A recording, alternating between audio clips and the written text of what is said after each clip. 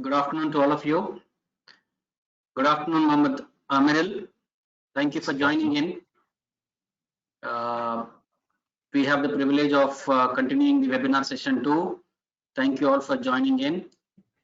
Greetings from Department of Medical Imaging Sciences, Gulf Medical University, College of Health Sciences. We are more than happy to introduce Mr. Mohammed Amirul, who will be the speaker for today now. He is talking on the topic nuclear imaging, radiography technologies perspective, which could be a very important perspective in the future for all the imaging professionals. Thank you, Mr. Amirul, for joining in on time and sparing time for your busy schedule and contributing in this webinar series. We will request Mr. Amirul to start his presentation, and we'll take the questions at the end of the presentation. Welcome, Mr. Amirul. Please start off. Thank you very much. Okay, thank you, Dr. Mervin, for your introduction. So, I hope you can hear my voice, right? Yes, you can please project it, and we are able to see that. Okay. All right. Good afternoon to all of you. Today, I would like to thank you to Gulf Medical University for inviting me to sharing this knowledge. So I will give you to just sharing knowledge regarding introduction about nuclear imaging from the radiography technologist perspective. So what should we know in nuclear imaging? What do we do in nuclear imaging? And then what is the perspective of all the participants, especially to the student in imaging science course. Right. So some of the learning objective for this presentation. So I hope this presentation will give some exposure regarding potential career opportunity for imaging science students. So hopefully a lot of imaging science students will join this webinar. And then the second one, so I would like to introduce some of the nature of nuclear imaging field. So maybe some of introduction regarding what the modalities that we use, what type of scan that we do in nuclear med. So what is the difference between nuclear med and scanning in radiology? All right. So before I continue to the nuclear med topic, so maybe I will give to the audience some of the background or situation in Malaysia regarding this course. So we have in Malaysia we call as medical imaging. So it's still the different. I think it's the same with imaging science. So we have some institution in university in Malaysia that offer this course. We are two type of course in Malaysia. For the diagnostic part, Bachelor of Medical Imaging, we have 3 public university in Malaysia that offer this course. So University Technology Mara. So I think your Dr. Nazmi also graduate from UiTM. And then we have University Sultan Zainal Abidin, University Islam Autonomous Malaysia. And then for therapeutics, Bachelor of Diagnostic Imaging and Radiotherapy, University Kebangsaan Malaysia is the only one that offer this course. So the difference between diagnostic and therapeutic for those who graduate in diagnostic part, so they only can work in radiology and nuclear med. But for therapeutic, they can work radiology, nuclear med, and also in radiotherapy department. So just some introduction. So we also have some private university and college and also offer this course. Laksa University, KPJ Healthcare, University of College, Asian Metropolitan University, and University Selangor. So for those who are interested to pursue their study in Malaysia, you are welcome to come. All right. So basically, I can summarize the 3 potential field for imaging science student once you graduate. I seem like you. So when during my final year of study, I also I don't have any idea. So what should I do? What should I become after I graduate from the course? So hopefully this can help you. For the first field is you can, of course, for clinical part. So the second one for industry, and the third one academic field. Right. So for clinical field, so I think this is the most graduate will work in this field. So we can be radiography technologies in hospital or clinic, and then whether we can be in diagnostic department, for example, radiology department and nuclear med department, and then for therapeutic field we can work in radiotherapy department. So for industry, we can be radiography technologists in factory or company. For example, some especially I think for oil and gas, they also needs graduate from this course. So maybe we in Malaysia we need to have some additional costs so they're related with the industry requirement. So we also can become medical sales representative and supplier for radio tracer department and supplier for radio tracer component. Alright, so for academic field, you can be whether you can become lecturer or researcher. So this is some of summary of job description for lecturer: preparing, delivering lecture, tutorial, workshop, and seminar, and developing curricular and course material that can be used across a number of platforms. So for researcher, you will conduct research, writing paper, proposal, journal article, and books. Right, so there is some interaction regarding what you can be. So hopefully you have an idea what you can be after you graduate. Right. So we will go to the main component on this presentation. So what is nuclear med? Because some people, when they hear the word nuclear, they will become we are worried about nuclear. So what is nuclear is dangerous for us to whatever. So that we see what we have in nuclear medicine. So what is the difference between nuclear medicine and radiology imaging? Okay. So basically, it's quite long, the definition of nuclear medicine. So nuclear medicine is a specialized area of radiology that uses very small amount of radioactive material or radiopharmaceutical to examine organ function and structure. So nuclear medicine imaging is a combination of many different disciplines. This includes chemistry, physics, mathematics, computer technology, and medicine. This branch of radiology is often used to help diagnose and treat abnormalities very early in the progression of a disease, such as thyroid cancer. So nuclear imaging enable visualization of organs and tissue structure as well as function.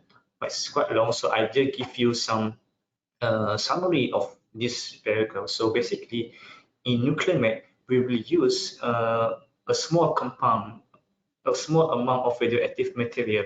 We call it radiopharmaceutical. We have radiopharmaceutical, we will inject to the patient body. So after that, we will bring the patient to the machine and we will examine the organ function. We will examine the patient. So that's the first definition, first component of nuclear med. So and then this nuclear med, we can visualize organ and then also tissue structure as well as function. So but in radiology we only can have the anatomy part of the organ, but in nuclear med we can have the functional function of the organ. Okay, so this is some diagram regarding what happened during the patient is scanned on the table. So when we injected the radio tracer into the patient body, so the radio tracer will emit gamma ray. So this is the gamma ray, you can see. So it will penetrate. This we call it as detector specs camera. So it will penetrate, the gamma ray will penetrate into the crystal and then to the PMT, photo multiplier tubes, positional circle, and this is all the component inside the spec camera. So gamma camera will pass through crystal. Crystal will convert the gamma ray. And gamma ray will convert into photon lights. The photon light will convert into electric diagram, a multiplayer, and then you will connect it to the control panel. So basically, there are three type production of radionuclide. So as I mentioned before, in nuclear med, we will use radionuclide or radiopharmaceutical. So it produced in three types. The first is produced by nuclear reactor. Some of radionuclide that is produced by nuclear reactor is iodine 131, xenon 133, chromium 51, and molybdenum 99. Okay, so we don't have nuclear reactor in Malaysia. So we normally, if we need this radio tracer we will import from the outside. So the second one is cyclotones. Some example of radionuclides produced in cyclotron is fluorine 18, gallium 67, and thallium 201. So, and we have some institution in Malaysia that have cyclotron. So normally the radio tracer that produced by cyclotron we will use in mostly in PET-CT, for example, for fluorine 18. So so the third one is we will produce the radio tracer in generator. So this is what we use. This is what we are doing in hospital, teaching hospital in our hospital. So some of the radionuclide that we use that we produce in generator is technetium 99, gallium 68, and rubidium 82. Alright. So what is the difference between radiology imaging and nuclear imaging? There is a lot of difference. So because I got some question from some of participants that I explained this about nuclear med. So some of them, after I give some explanations about the scanning in nuclear med, so the tricky question we came from them, they would ask to me, is this nuclear med, is this PET-CT or PET-CT is more clear than CT scan? So that's why we need to understand the concept of nuclear med, what the scanning and nuclear med. So I give you some chronology. We cannot compare between apple and banana because they are two different things. You cannot say that apple is more tasty, is more delicious than banana, right? Because both of them is different. Maybe we only can compare, for example, apple in Malaysia and apple in UAE, for example. So the same thing here, because radiology imaging and nuclear imaging, both of them produce the different image. So it's not comparable, but it complete each other. All right. So the first difference is the source of radiation. So in radiology imaging, for example, CT scan, MRI, and fluoroscopy, and ultrasound, everything. So all the radiation came from the patient, from the tube or machine. So if we not press the exposure button, so there is no radiation. If you go to the CT scan room, for example, for sure, I can guarantee you 100% there is no radiation. It is safe, unless there's the leakage. That one is another issue. So, but if you go to nuclear med, when we inject the radio tracer into the patient body, so there is radiation all the time. So definitely, right? So radiation cannot be stopped because it's already injected to the patient body. So the second one is information gathered. So in radiology imaging, we will get the anatomy part, the anatomy information of the patient. In nuclear med, we can get the physiology information of the patient.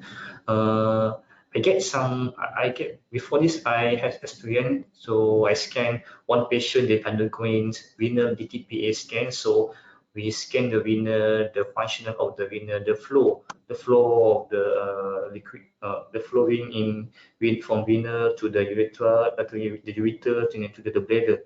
So one patient came, if we see the image, the anatomy image, so we can see the patient have two kidney, so like a normal patient.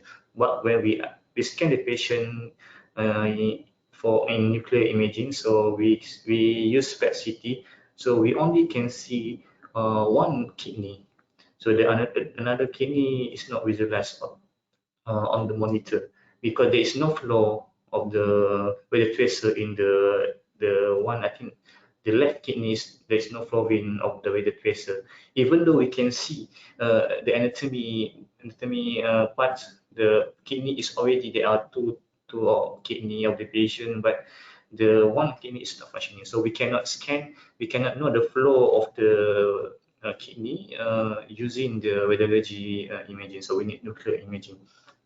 But the third one is radiation protection. So both of radiology and nuclear, we follow the principle of radiation protection.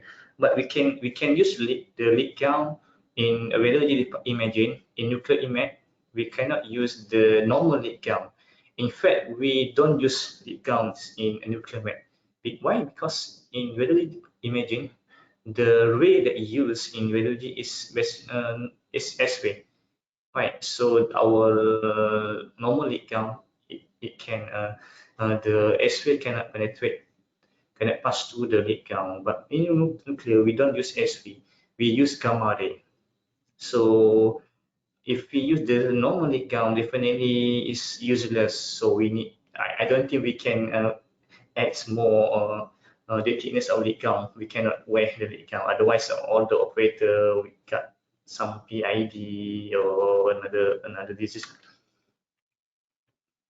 All right. So in nuclear meds, we have two type of I think scan for diagnostics and therapeutic.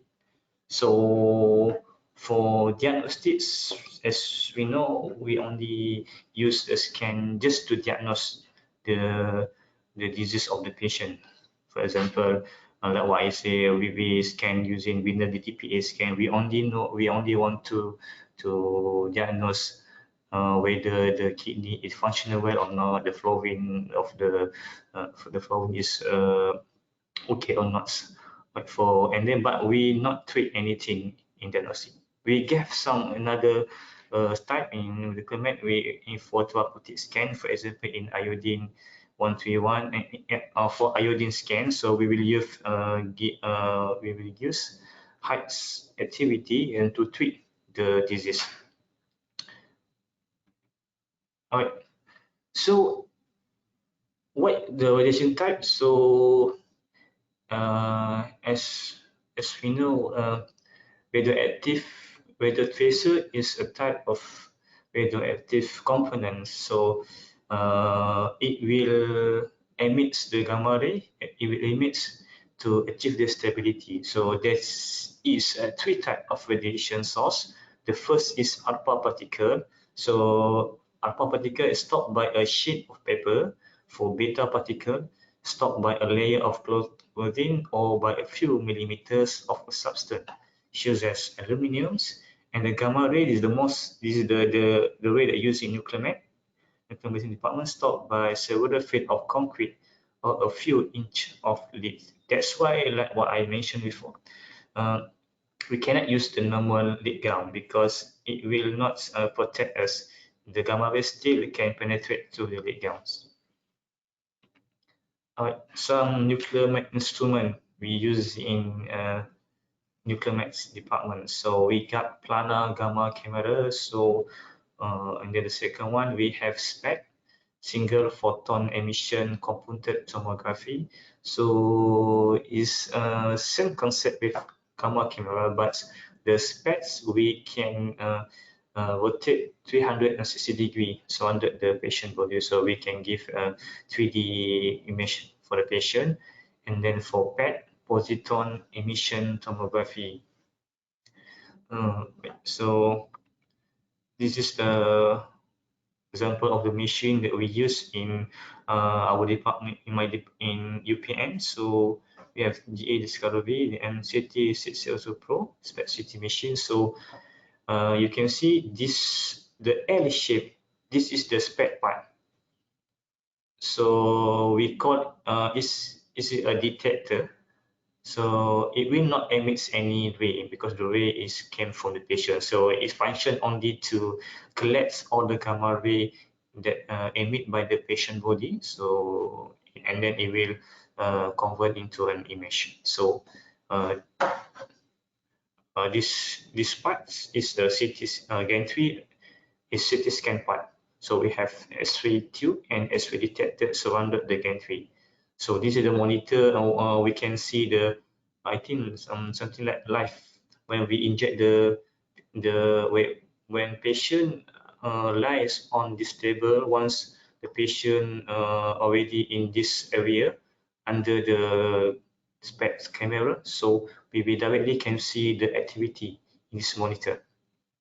So if let's say if we put the patient under this on this area, so and we cannot see any activity, that's mean the radiotracer is not in the patient body. So this is also the PET CT machine that we use also in UPM, so Siemens Biograph MCT. So it seems like one machine. Actually, this is two machines. The gantry is quite long compared with the normal CT scan gantry, because there are two machines inside. And the first part is where the pad, and the another part is CT. So right, so okay, in the image we go into the image acquisition type. For dimension, so we have planar and SPED. Just similar to what I mentioned before, what is the difference between planar and SPED? For planar, we only scan, for example, AP only, anterior and posterior for patient undergoing, and it will not give us 3D image. For SPED, so the camera can rotate and it will give us the 3D image of the patient. Right. For time, we have the static or dynamic. For static, we inject the patient, we inject the tracer to the patient, and then after the body, after the weighted tracer already been absorbed by the whole body, so after a certain time we will scan, so we can have the accumulated dose, of all the whole body. So for dynamics, we will inject on the table. So when injected, we will scan the patient. So normally is we involve scan that's needed to see some flow vena, for example, the renal scan. All right, so this is the static. So the injected radio tracer can be accumulated in a normal tissue, pathologic lesion, or in some distribution space of the patient. If adequate incorporation time is allowed, an equilibrium state occur in the dispersion of the radio tracer. So image taken at this point reflects the regional distribution of radio tracers and therefore a tissue organ regional activity. Alright, so I give you a simple word. So for static, like what I mentioned before, so for example, bone scan we inject, so we will give the patient, we will give time for the radio tracer to be distributed around the whole body. So after certain time, for example, for whole body scan, we will wait 3 hours after injection. So after 3 hours, we will scan the patient. So we will get the whole body bone scan. If we scan after maybe 1 hour, so the time is not enough, so maybe we cannot get the complete image of the whole body bone scan. So this is the example of the image for DMSA for venous static. So we can see this one, left and right kidney. All right, so for dynamics, it will produce image of spatial activity and follow the course of certain processes over time. For instance, urine excretion in the kidney can be followed dynamically if appropriate time adjustments are made for the imaging. Even if some functional processes are faster than the time resolution of the image acquisition, they can be adjusted with gated methods, ECG, breathing, gated imaging to allow a scan to capture processes. So this is the Gtpa image of Gtpa or MAGP scan. So the venous scan that I mentioned before. So you can see when we inject the tracer on the table. So when we inject, we will start the acquisition. So you can see the flow of the with the tracer from the kidney to the ureter to the bladder. So you can see how good the flowing of the tracer. So you can see this is the initial stage of the scan. You can see the image of the kidney is darker. So along the time, across the time, you can see the image become more brighter. That's mean the tracer already flow to the bladder. So this is the bladder. So you can see initially there is no tracer in the bladder. So that's mean this is the goods. The function of venous is good because it can excrete of the radio tracer. Alright, so just to give you some information, the list of study that available in nuclear imaging unit HUPN. HUPN stand for Hospital Pengajar University Putra Malaysia, Teaching Hospital of University Putra Malaysia. So we have bone scan, we have three-phase bone scan, we have lung perfusion scan, myocardium perfusion scan for stress, myocardium perfusion scan for rest, and then iodine 131 whole body scan, thyroid scan, parathyroid scan, renal Gtpa and MEC3 scan, renal DNSCA scan, Michael diverticulum scan, iodine 131, MIBG scan, and HIDA scan. So hopefully you maybe some of the thing some of the scan you not familiar, so I will not explain all the scans, so maybe you can have some reading regarding this scan. So just to show to you some of the image, so this is the normal image of bone scan. So you can see the bone, the skull, or the ribs, and then the hip and the pelvis and all the upper limb, lower limb. So you can see. So the hotspot mean there are activity in the patient bone, but for this side we inject patient in this region, so this is normal. And then this is also we call it physiology. This is normal. This is normal. Accumulation of phase tracer in the bladder, so all the normal one. So for abnormal, you can see the difference between normal and abnormal. We can see a lot of hotspot not in the not in the place. For example, you can see some hotspot in the ribs, in the pelvis part, also in lower limb parts, some on the shoulder. So that's mean there is activity in the region. Maybe if we need to see the history of the patient. If the patient gets some cancer, for example, and maybe this cancer has been spread out. But if the first time patient the first time patient with doing this scan, so we cannot simplify conclude this is a cancer, but maybe we need to refer to the maybe the oncologist just to check all the region. We only can physician only will give report regarding the activity, the hotspot area. All right, so this is an example of Gtpa MEC3 scan between normal and abnormal. So I'm sorry, maybe the image not so clear, but just you can see a little bit. So as you can see the color of the kidney from early stage is quite is darker, and then it will become more bright until at the end. So you can see in the bladder, from brighter and will become more darker and darker and darker. That's mean all the radio tracer from the kidney already been excreted and already been flow into the bladder. So there is good excretion of the bladder of the kidney. So you can see in abnormal parts. So for example, you can see the below. You can see this one. So the right side, the right kidney, you can see. This is you can see this, okay, right? So you can see this is the right kidney. Wait, this is the left kidney. This is the right kidney. So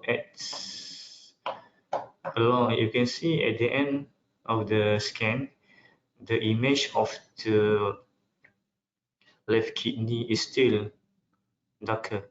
So because the radio tracer still accumulate in this kidney, it not excrete, it's not flow into the bladder.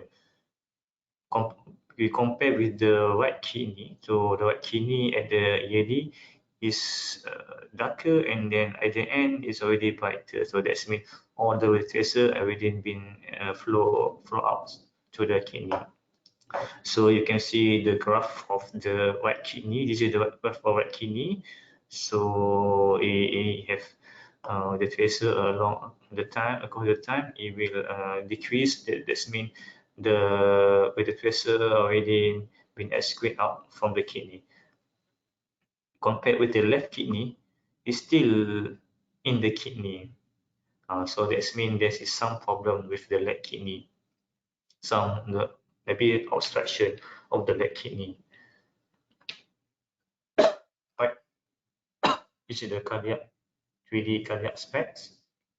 You can see this is image of the red color means is represent the blood flow in the cardiac. Okay, this is normal. You can see the donut shapes. Donut shape. You can see all the color is bright. So the same thing. So I will show you the abnormal image. So this is the molecular photography for ischemic patient. You can see it should be the whole donut should be have full red color, but you can see this part. You can see uh, it will be not have the full red color. Maybe the blood flow for this side is less, so that's why the color is not clear as the other parts. So this is the molecular change for infarction. The same thing. You can see this part is less than the others, the color. So the blood flow is less than the other parts. All right. So this is image for FDG, fluorodeoxyglucose PET-CT. So we use PET-CT scan. So before this, I just show some image for scanning from PET-CT scan. So this is PET-CT scan. So you can see some of the normal absorption, normal image for upper brain is normal, and then the bladder is normal, because you can see we got some hot spots in the liver, and then in the pelvis part. So we got some hotspot. We of course got some hotspot in spine. So that means some abnormal activity occur in this region. So might be, maybe we cannot simply see that this is cancer. We need to refer to the oncologist for further assessment. But the hotspot, the observation is abnormal. Okay, this is some role of radiography technologies in radio and nuclear med. So first, perform organ imaging tests. So second, explain test procedures and safety precaution to subjects and provide them with assistance during some procedure. And complete computer processing and image enhancement. Ensure the environment is safe at all times for patient and staff. Provide image, data analysis, and patient information to the physician for diagnosis interpretation, the transfer, position, and instruct patient in preparation for procedure. So I give you in short words. So the radiography technology start their role from injection room. Maybe the MA or nurse, or maybe MO will inject the tracer. So one patient already be injected by the tracer. So we will bring the patient to the specialty. So what we are doing, we need to take care of the patient in the room, and then we need to position the patient, and then in control panel we need to plan the protocol, all the sequence that required to gain the image. After we complete all the required image or sequence, so we will accompany patient to the post-scanning room. So after that, we also need to process the image. So the first, we already got the image, and it's just raw data. The transfer, we need to post-processing. We need to do some post-processing, and then the specialist, maybe some advanced post-processing will be handled by the specialist or physician. So we only do some basic post-processing. So after that, we will help the MO maybe to analyze some simple image, or maybe we need to extra image. So that's all with transplant position and instruct patient preparation. This some simple diagram. So I got from college the image by Collimator back in 2019. So just ignore this part because the salary is different from the other institution. Our first role perform organ imaging test, and then we explain complete examination results and procedure, and then ensure a safe environment and strengths to move and position patient. Okay, so this is some video regarding our unit in UPN, Teaching Hospital of UPN. So I did give you some view regarding our units. So this is our spec city room. So this is the entrance for patient. So we got some warning sign here, and then we get some warning sign regarding the pregnant woman. So we need to check all the required thing before we scan the patient. The patient will use this entrance to come into the specialty room. Right. So this line we put here just to inform the patient and remind the patient that this is only for staff. And then we also want to divide and separate between clean area and supervised area, and then control area. So only staff can come into this area. So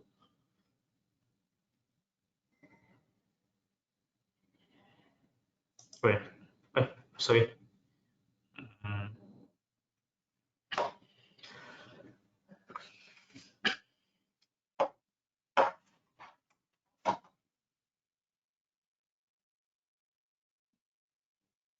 Alright, so this is the entrance for staff for MO, radiography, technology. So we will not use the yearly entrance, we only use this entrance. You come first.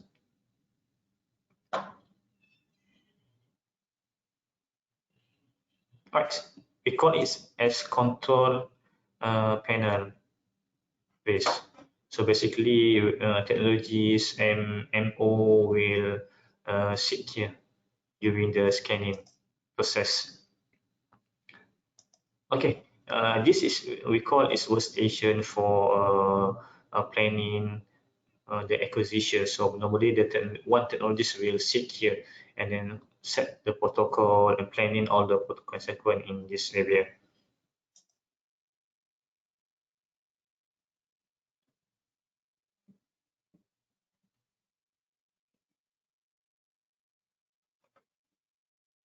Okay, this is the workstation for post-processing. So another technologist we sit here just to do to handle the post-processing. So maybe during the scanning, the MO also will come and then just to give some guides and advice for extra, maybe extra post-processing, extra scan.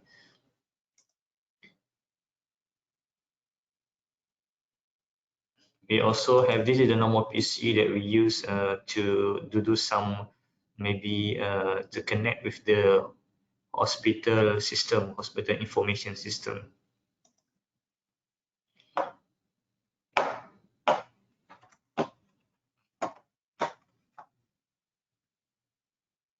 Alright, so we can come into the scanning room now.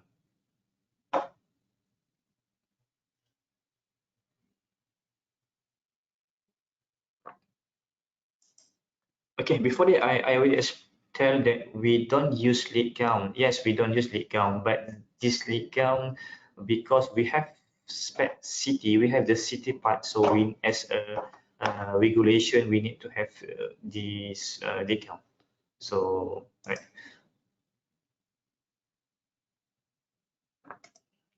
Oh, sorry.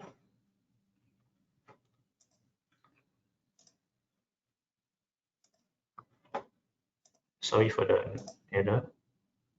All right.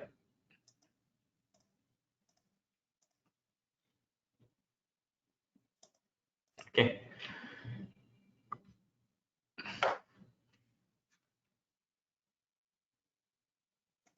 Okay, this is the we call is the collimator. We put I will show we put in the gamma camera, the detector. I will show you where we put the collimator. Okay.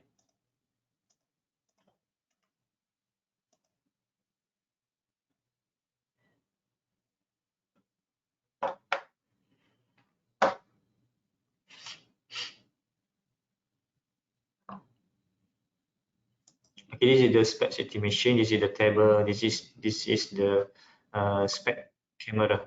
So you can see this is the collimator. So they are we have there are three type of the common collimator we use in nuclear med. We have low energy collimator, high medium energy collimator, and high energy collimator. So it depend on the type of energy level of the tracer that we use. Right. So this is the monitor. So that I mentioned before, we can see where the tracer flowing in patient body when the patient already in on this table.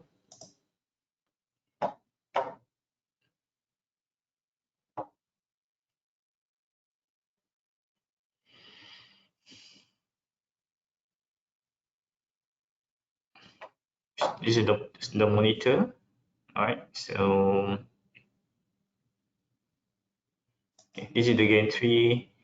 We the CT scan parts. We have X-ray tubes, X-ray tube and detector, X-ray detector in surrounded in this gantry.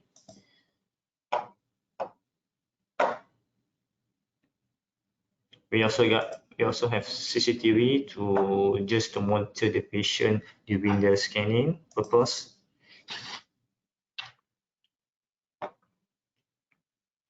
This is the technical room, so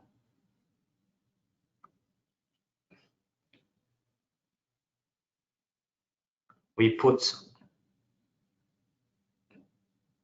all the source for QA, source for QA, quality assurance program for the machine, and all the other immobilized device. So the immobilized thing, and then we also put the collimator inside. Right, some of the reference. So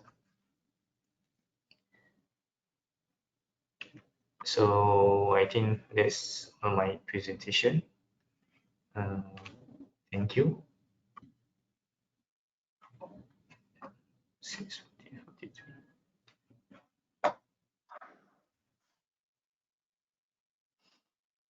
Thank you, sir. Thank you very much for a detailed presentation. I really appreciate the way you have shown the setup also for all the participants to have an idea.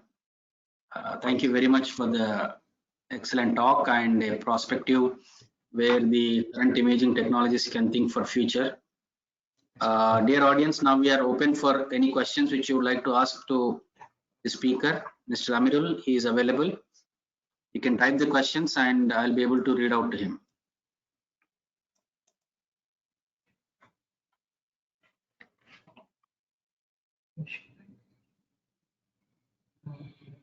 Audience would like to ask any questions, please let us know.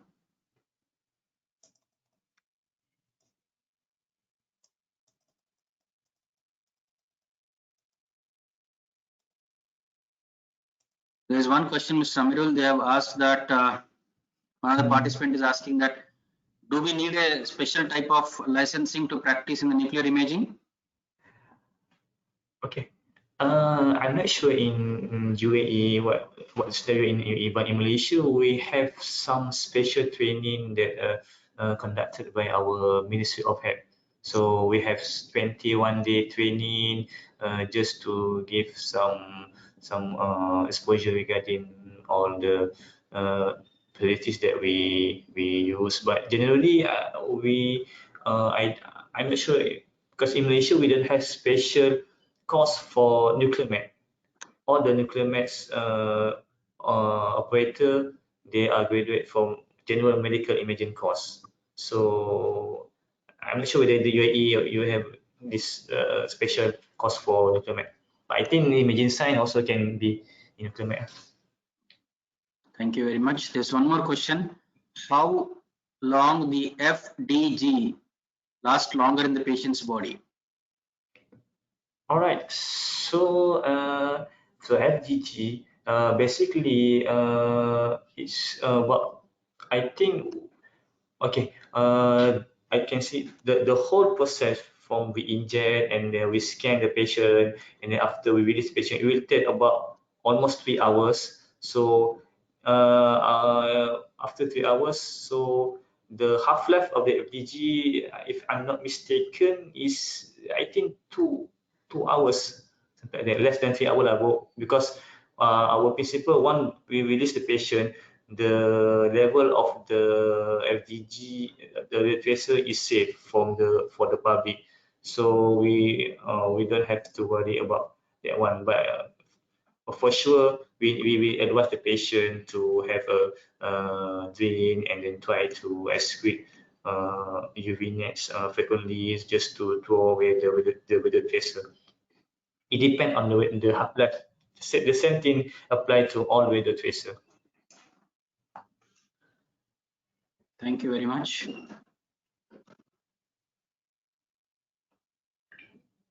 Are there any other questions, audience?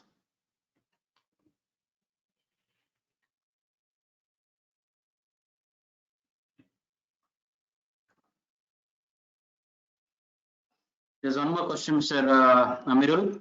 How do you see the nuclear medicine as a research field for the radiological technologist? Sorry, Doctor, can you repeat the question? How do you see nuclear medicine as a research field for the imaging technologist? Research field. Yes. Research field. Okay, I think this interested technology for nuclear medicine in research field, because we don't really have good research. We don't really have exposure in nuclear med. So compare, I'm not just compare. There are a lot of research do for radiology modality is compared with nuclear med. In fact, because nuclear med is about functional, so a lot of things we can do for research. So I think there's a lot of things we can do with nuclear med. I'm not sure whether this is answer the question. But it's a prospective area. People can consider for research, you mean? Pardon, Data? It's a prospective area. You mean that it can be considered for an area of research? Oh, if people are working in nuclear medicine, there is a lot of research scope in that. What do you mean? How do you feel about that?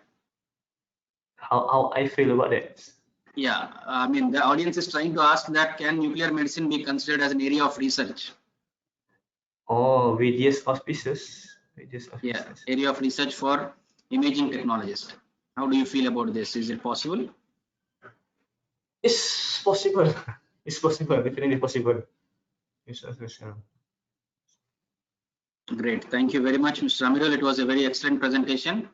We extend our heartfelt thanks for you for your time allotted and the presentation done, and encouraging the audience to understand a new perspective.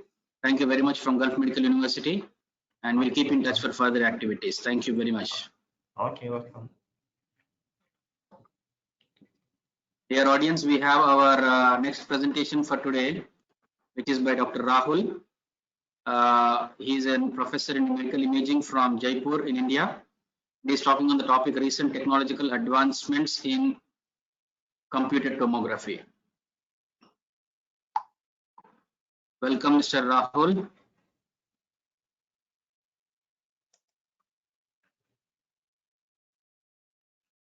Yeah, hello, good afternoon, everyone. Just need to confirm whether my screen is visible to all. Yes, we can see your screen very clearly. Okay.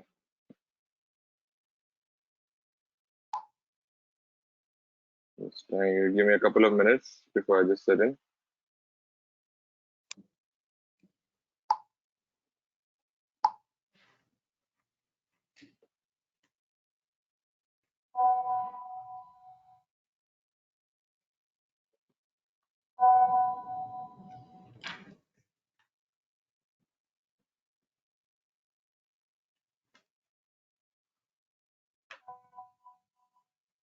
Yeah, okay. I'm all set to go. Yes, please go ahead, Dr. Rahul. Thank you very much for joining in. Yeah. First and foremost, I would like to thank Dr. Praveen Kumar, Dean LRL Sciences, Gulf Medical University, for the opportunity. My name is Dr. Rahul Pratap Kotian, and I'm here before you. A very good afternoon to all my viewers from United Arab Emirates and India. I'll be talking on the topic, the recent technological and advancements in computed tomography. Before I just begin with my presentation, a small disclaimer. The scanners and software details which are being depicted in this presentation is purely used to make the webinar audience aware of the various new advancements in CT technology, and any similarity to any CT vendor is purely coincidental and will be only used for teaching purpose. So these are the contents of my talk for this current online webinar on CT, which I'm going to talk about today. And let's go into each section one by one and discuss in details about the mentioned topics. Okay, to start with, the first thing which I would like to discuss is about it would be harsh on the inventors of CT, known as the pioneers in CT. We don't discuss about them at the beginning of a computed tomography presentation.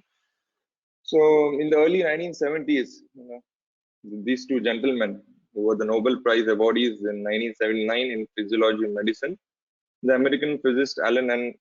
Cormack and the British engineer Sir Godfrey N. Hounsfield, also known as the inventor of CT, G.N. Hounsfield.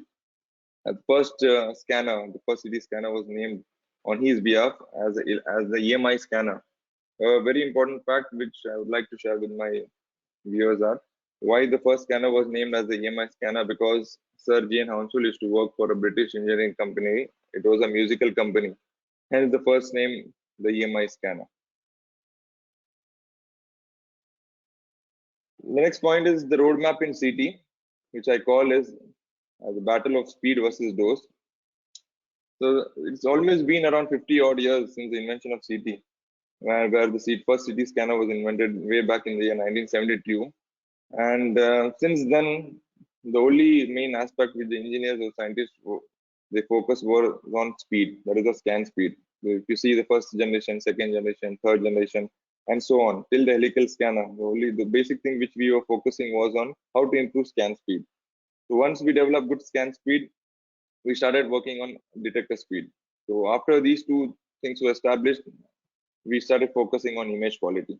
Once we got good image quality, in the late 1980s, or 1989 to be very precise, the Israeli scientists, they discovered multi-slice imaging along with helical scanning, which is a boon to CT computed tomography since then.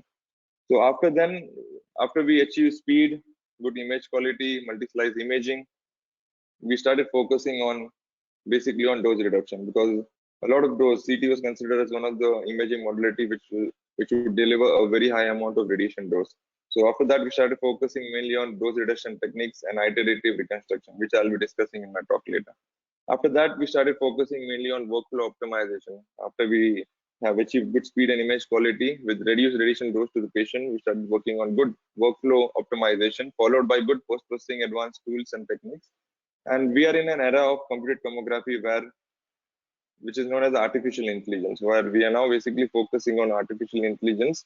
And to repeat, artificial intelligence is not something which is going to replace the CT technologist in the years to come, but it is a boon to imaging, or to boon to CT imaging, because it is an aid or a plus point in diagnosis and errors. There's some human errors which can be totally masked with the help of this artificial intelligence. Now coming to some of the latest news in CT and coronavirus. As we all know, we are in an era of coronavirus, and it is very important and instrumental for us as an imaging technologist to basically know the role of CT in coronavirus. The main role of computed tomography in corona is basically to detect interstitial pneumonia. Secondly, severe acute respiratory distress syndromes, followed by COVID-19 developed pneumonia. Apart from this, computed tomography is also very useful in detecting coagulopathy, which further leads to pulmonary embolism. And to rule out, basically, corona might develop myocardial injury. So basically, to rule out acute coronary syndrome and myocarditis, computed tomography has played a very, very important role in the detection, treatment, and prognosis of patients with coronavirus. And apart from this, the other technologies used in the corona outburst were as follows. We also use artificial intelligence to monitor coronavirus outbreak analytics. We used AI to help diagnose coronavirus on CT scans automatically. We also use some sterilization robots which help in cleaning coronavirus quarantine wards. And also in some areas, drones were used to supply corona hit areas to maintain social distancing. Now coming to the most latest trends in CT, we will go into each section separately. To start with, higher slice systems. So higher slice systems or multi-slice CT, the basic principle behind this is the rotation of the X-ray tube and the detector. Say the detector will be having either two of these configurations, either a 640 parallel arrays of detectors. So in one rotation of the X-ray tube and the detector, we are able to acquire 640 slices with a minimum slice thickness of 0.5 mm. Or there is another technology where we have around 320 detectors with a wobbling focal sector spot. So these focal spots, basically, there are two focals, they are wobbling, and in that process, they acquire 320 plus 320, that is 640 slices, and hence the area coverage remains the same. Now coming to mobile CT.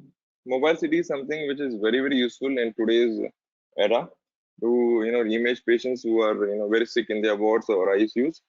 And mobile CT is something which is one of the most important technological advancement in computed tomography. And key points are these systems are well equipped with the metal detection as they are scanned in the wards or ICUs. They have KV steps in the range of 80 to 120, and they have very good spatial resolutions of about 0.75 mm. And they have a acceptable, a good gantry opening of around 35 centimeters. Now coming to the new detector technology, also known as the Stella fully digital. Earlier, we used to use detectors which are either analog to digital converters, or there's a lot of interpathway which causes a long chain between the data to be converted and displayed on the monitor. And Stellar detector technology is one of the most advanced detectors available on CT scanners, which has all the electronics embedded in the photodiode itself. It's known as honeycomb collimator technology. Along with ultra-fast ceramics, they have very high absorption rates, very good fast decay, and very low afterglow. These characteristics make Stellar detectors as one of the most efficient CT detectors available today in the market. These Stellars are basically the first fully integrated detectors with no ADC, no analog to digital conversion, and they're totally fully digital. They also are arranged below the photodiode in such a way that the interconversion or the distance between the actual signal received and the signal to be processed is very less. And hence, they are very efficient in reducing those as well as giving us very good image quality. So these are some of the CT detector technology evolved during the past few years. The first one is the dual source CT, which basically has two sources or two exit tubes for data acquisition, which is basically useful in cardiac imaging. The second one is also known as the tube voltage switching. The tube voltage is switched between two different KVP options to get better imaging. Then we have something known as a sandwich detector. We have something known as split filter, photon counting, and so on. So these are some of the most latest technologies employed by different companies in their detector technology. Now coming to iterative reconstruction techniques. The iterative reconstruction technique has totally changed CT imaging in the past 3 or 4 years, because iterative reconstruction not only reduces radiation dose but it also improves image quality. So I'll in a very simple nutshell, I'll try to tell you what is iterative reconstruction technique. So it's basically use of very high speed computers to reduce image clutter, noise, and to correct the image again maybe 3 or 4, or maybe we do not know the exact count. It is such a fast mathematical procedure which removes all noise and clutter from the image and gives you very image quality with less raw data. So whatever raw data which we acquire is very less, and hence the radiation dose is automatically very, very less. The two most important techniques in iterative reconstruction techniques are, I'll come to that in a couple of slides later, before which I would like to talk about low dose CT lung screening. So now how low dose CT lung screening is important in the current market, because in the age of coronavirus, CT lung screening with very, very low doses of about say 60 to 80 kVp and MAS say about 150 to 170, it gives you a radiation dose of about 1.4 millisieverts, which is very, very low. If you could just try to compare a chest X-ray, which gives you a radiation dose of around 0.04 to around 0.08 millisieverts, a low dose lung CT screening gives you a radiation dose of 1.4 millisieverts, which is a very important tool which is highly recommended and used during the current coronavirus outbreak. Now, these are some of the benefits of low dose CT lung screening. CT scans, basically, they are very useful in detecting small nodules in the lung, and they are very effective for lung cancer at its earliest. And as CT is a fast imaging modality, it is also useful for patients who have trouble in holding their breath. It is also painless and a non-invasive procedure and does not require any contrast material. Lung cancer screening with LDCT has been proven to reduce the number of deaths from lung cancer in patients at high risk. So again, this is one of the tools which we should use in our daily imaging techniques. Now coming to spectral CT. Now basically, what is spectral CT? It basically utilizes two sources or two dual energy spectral CTs simultaneously with two different energy settings to capture images that enable radiologists differentiate tissues and pathologies based on the energy related attenuation characteristics or material density. So the data can be then processed to create virtual unenhanced images and enhanced material density images, such as with illuminated contrast images. So a non-contrast scan is going to provide you data which is as equivalent as study obtained with contrast using two different energy beams. So spectral CT is also a catching up technique and is one of the key advancements in CT imaging. Dual source CT has become very popular in today's market, where we use two X-ray tubes and two stellar detectors with 3D anti-scatter collimators. And the number of acquired slices is now 2 times, as we have two sources. That is, say for example, if you have 2 into 192, we get around 384 acquired slices. The rotation time is also very less in these scanners, as low as 0.25 seconds. And the in-plane temporal resolution is also as low as 66 milliseconds. We have many multiple kV steps ranging from 70 to 150, where we are also able to reduce radiation dose to the patient. We have a spatial resolution as low as 0.24 mm and a maximum scan speed of 737 millimeters per second. And it can load up to patients as heavy as 307 kgs. It has a massive gantry opening of around 78 centimeters, which is very useful for obese and high weight patients. Most important benefits of dual source CT are very good temporal resolution, as I mentioned previously, below 75 milliseconds, turbo flash, dual energy, dual power, and adaptive 4D spider. Now coming to CT cardiac imaging. CT cardiac imaging is a very popular imaging modality, also known as, it is also a recent advancement in computed tomography. Earlier, when we talk about you have any issues related to your heart or coronary arteries, the first thing you know the patient is on a conventional angiography, where a catheter is inserted into the femoral artery and then we approach the heart, and that was the key. That was the main imaging tool and also the diagnostic as well as therapeutic tool. But CT cardiac imaging is a very non-invasive procedure. The entire procedure might not take more than 10 to 15 minutes if the patient has maintained a very good heart rate along with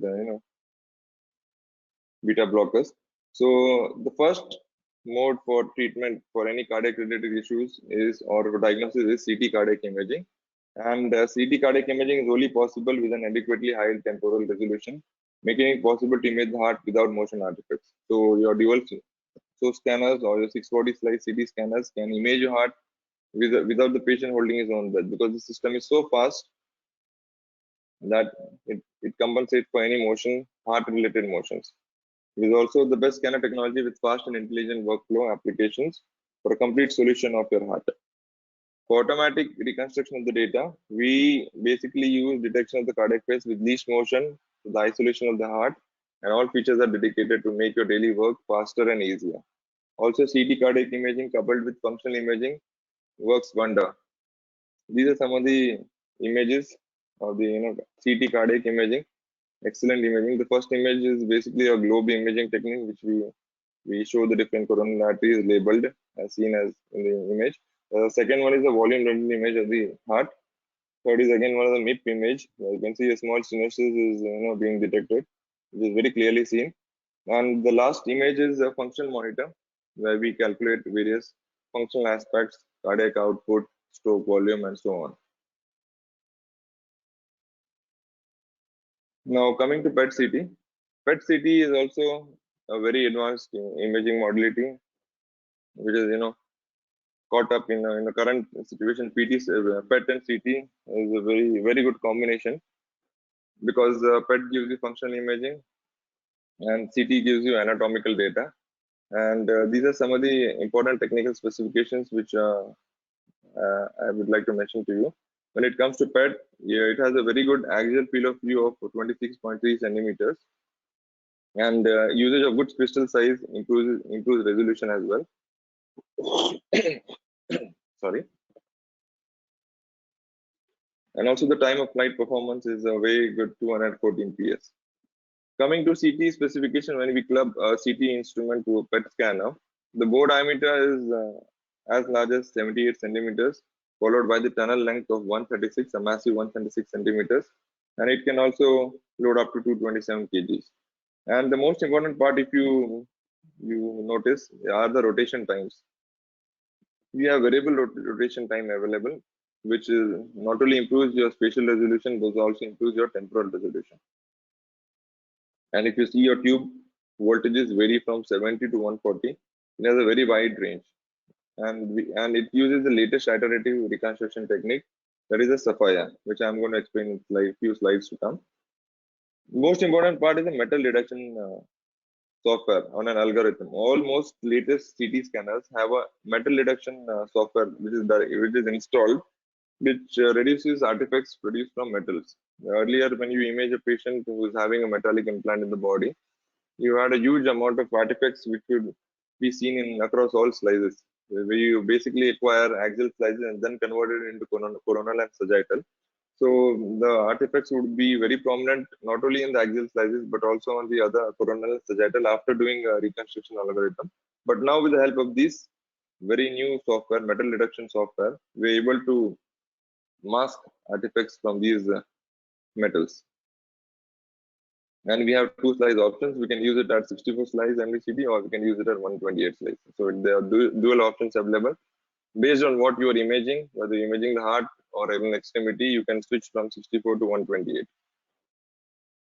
These are some of the images which show some excellent resolution of PET-CT images. The image on my left is an oncology image, cancer patient, where you scan basically for metastasis and the areas are clearly highlighting. And on the image on my right are some few pictures of examples of radiology images acquired on a PET-CT scan. Now coming to software and clinical workflow imaging innovations.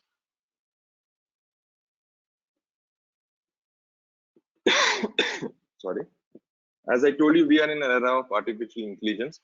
So artificial intelligence not only helps you in improving your workload, but it also helps you cope with the growing workload to be able to focus on complex clinical cases. The most important advantage of using an artificial intelligence companion is uniformity. So there are, we all work with different shifts, 8 to 2, 2 to 8 on a similar CT scanner, and we scan patients with similar indications.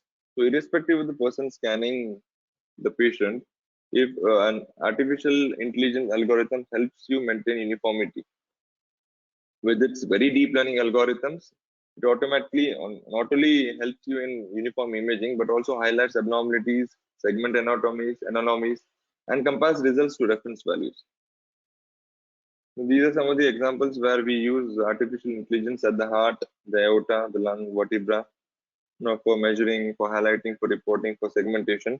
So when we use this particular artificial intelligence RAD companion, as it is said, it'll highlight areas of which we miss, or basically it pre-highlights, or it's a warning signal to say that okay, something is wrong with the image, and this is the area which we should look into, or which we might miss. There are sometimes we report most of the important abnormalities, but we might miss some subtle small details.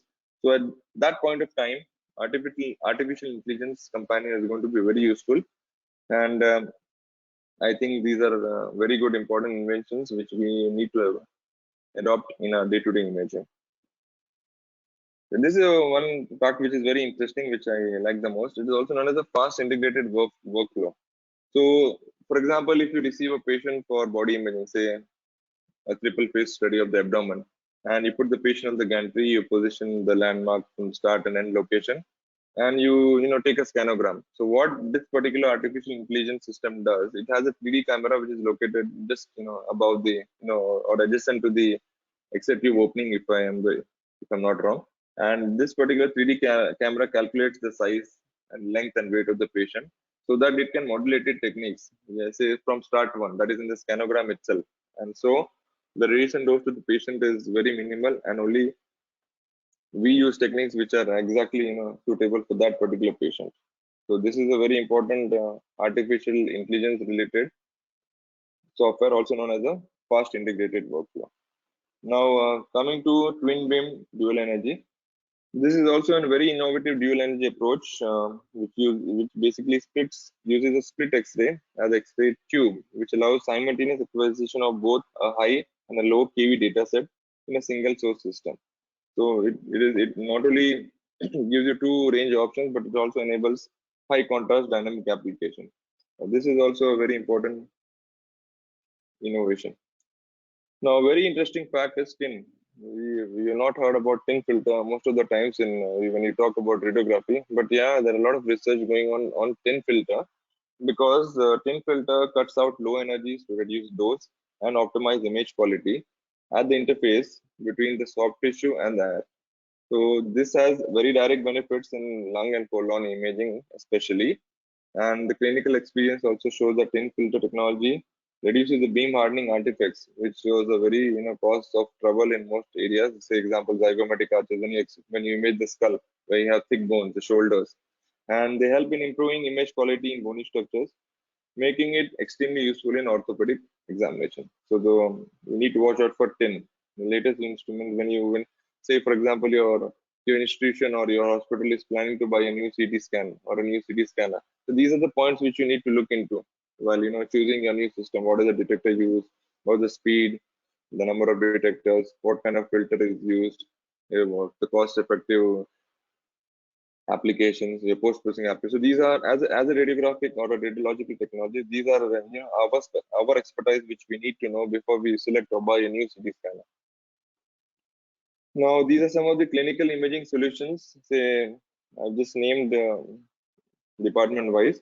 Say, when you talk about cardiology, the most important clinical imaging solution or post-processing software which we use is CT, calcium scoring, and functional imaging.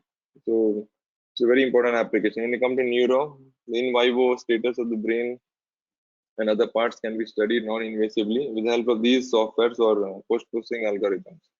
Colonoscopy, again, a non-invasive technique by which we can enter into the patient's colon by acquiring helical slices of the required region of interest covering the entire colon, and look for abnormalities without doing an invasive study or a direct colonoscopy. Dental planning softwares are also very, very important these days because a lot of patients who undergo orthodontic treatment, it's a very good, a cheap, not only a cheap, but a very quick and a effective alternative for OPG imaging or a lateral cephalogram, which gives you a cross-sectional and imaging of the entire upper and lower jaw, and which will be very useful for finding out location of the impacted tooth and, planning orthodontic treatments.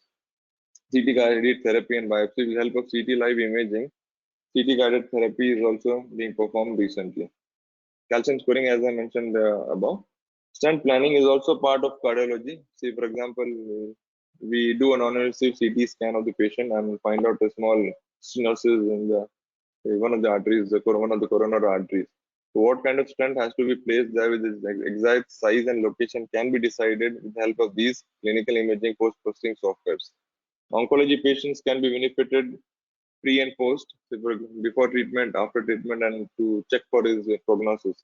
There's a lot of imaging post-processing softwares which are available, and the most important is hybrid imaging, the PET CT, PET MRI. So this kind of imaging technologies are catching up, and hybrid imaging is also a very important technological advancement in the field of computed tomography. Now coming to the most important part, that is what are some of the latest advancements in CT dose reduction. As I told you in my second slide, there is roadmap for CT. So since the invent of computed tomography in the year 1972, till around late 80s, we basically only focused on how to improve the CT imaging speed, image quality, and so on, but we never focused on radiation dose. Since then, there are several dose reduction softwares available and provided by different companies, and this is just a roadmap to show that, say from 1994 till date, what are the different dose reduction softwares are available in the market. I'm going to explain a few important ones under the hooding of dose reduction techniques. The first one is thin filter, as I mentioned to you earlier as well. It is very useful in cutting out low energies to reduce dose and optimize image quality at the interface between soft tissue and air. So use of thin filter is a very important technological advancement for reduction of dose to the patient undergoing a CT scan. And it has a very direct benefits in lung and coronary imaging, as I mentioned earlier. Now, the two most important iterative reconstruction software used for reduction of doses. The first one is Admire. I'll just explain this image first. And so what this particular software does is basically it works both with the raw data space as well as the image data space. So in the process, it also it looks for artifact cancellation. It looks for motion artifacts. It will sample the data at least 3 to 5 times before the final image is displayed. So you are not only cancelling artifacts, but also you're removing noise, and you're getting a good image quality with a less raw data acquisition. So it's a win-win situation for the for the radiologist as well as to the patient, because the patient receives very less radiation dose, and the radiologist in the less radiation dose and less raw data is able to report more details. So clinicians need to be able to reduce doses and use iterative. It's a compulsion. Maybe it might be one of the norms to use iterative reconstruction techniques in a few years in all CT scanners. And it is a new raw data statistical modeling technique which basically reduces artifacts, and it not only focuses on one detected element, but it also evaluates data from surrounding elements as well, which is also useful in cancelling noise. So this particular technology, that is known as Admire, Advanced Model Iterative Reconstruction, is one of the most advanced reconstruction technique used in iterative reconstruction. On the other part, the other one, this is Sapphire. It's also known as Sinogram Formed Iterative Reconstruction. The only difference between Admire and Sapphire is that basically Sapphire only works with raw data space. It does not work with the image data space, but also it is a very good alternative to Admire. Admire is slightly expensive than Sapphire, so it is also useful to reduce artifacts as well as noise, but it basically focuses on the raw data, whereas Admire focuses both on raw data as well as the image data space. Now coming to a very interesting is Next one is CADOS 4D. So CADOS 4D is something which achieves significant dose reduction with automatic dose modulation. Also, you must be very familiar with automatic tube current modulation, which are available with all CT scanners using filtered back projection other than Iterative. So it is also a very good important software which modulates your MAS or angular dose modulation as per the requirement of the size and weight of the patient. KB is one section which we don't focus much on, but also the clinical studies have proved that using the right KVP for the right size patient will reduce scatter dose and hence reduce overall patient dose. So automated dose optimized selection of the exit tube voltage depending on selected type of examination. So this KV software automatically determines the appropriate KV and scan parameter setting to help deliver the right dose for a particular scan and the user-defined image quality. The next one is an adaptive dose shield. So if you look into traditional imaging techniques where we use filtered back projection, say for example, this is the image area, as the orange highlight area. Most of the systems take a pre and a post spiral extra. They acquire extra data so that they will not miss the exact the area to be imaged. So that basically increases the dose to the patient. But this particular software known as the adaptive dose shield makes sure that only the area which is to be imaged is scanned, and thus avoiding the pre-spiral and the post-spiral data acquisition. Software is an adaptive dose shield. Another interesting software known as XCare, also known as organ-based dose modulation. This particular software is, say for example, if you're imaging the chest, so the more sensitive areas are the breast and the thyroid. So automatically, when those areas, it will sense areas of these areas, and automatically the X-ray will be either low or off and will be extrapolated from the other areas. And for example, if you're imaging the abdomen, lower part of the pelvis, so when the rotation of the X-ray tube is in front of the gonads, automatically the X-rays will be on the lower mode. So the first figure showing radiation dose without X-care, and you can see the second one, then image B. A dark area indicates low absorbed dose. So anyways, the area to be imaged is seen clearly, but the benefit to the patient is we have delivered less dose to the patient. So it's a very useful software, also known as organ-based dose modulation. Now, future of CT in medical imaging. This is one thing which I found out most recently, where scientists are basically working on this, is a specialized lower extremity CT unit, which is also it will the dose to other part of the patient due to scatter will also be less, and you will get very good spatial resolution. So this is one alternative for quick imaging. Say for example, a patient. This is a very classical example which I'm going to use. So a patient has come to you for a knee CT scan, and he has basically a ligament based injury, or he has dislocated his knee joint, which has resulted in ligament injury. So for resolution or your ligament imaging, the first modality which we go for is MRI. But MRI scan appointments are not that they are not used for emergency imaging. So if this particular CT has good spatial resolution and contrast resolution, it might be a very good alternative, a quick alternative for surgeons to work on these surgeries and not delay the MRI in a patient for an operation due to an MRI inavailability.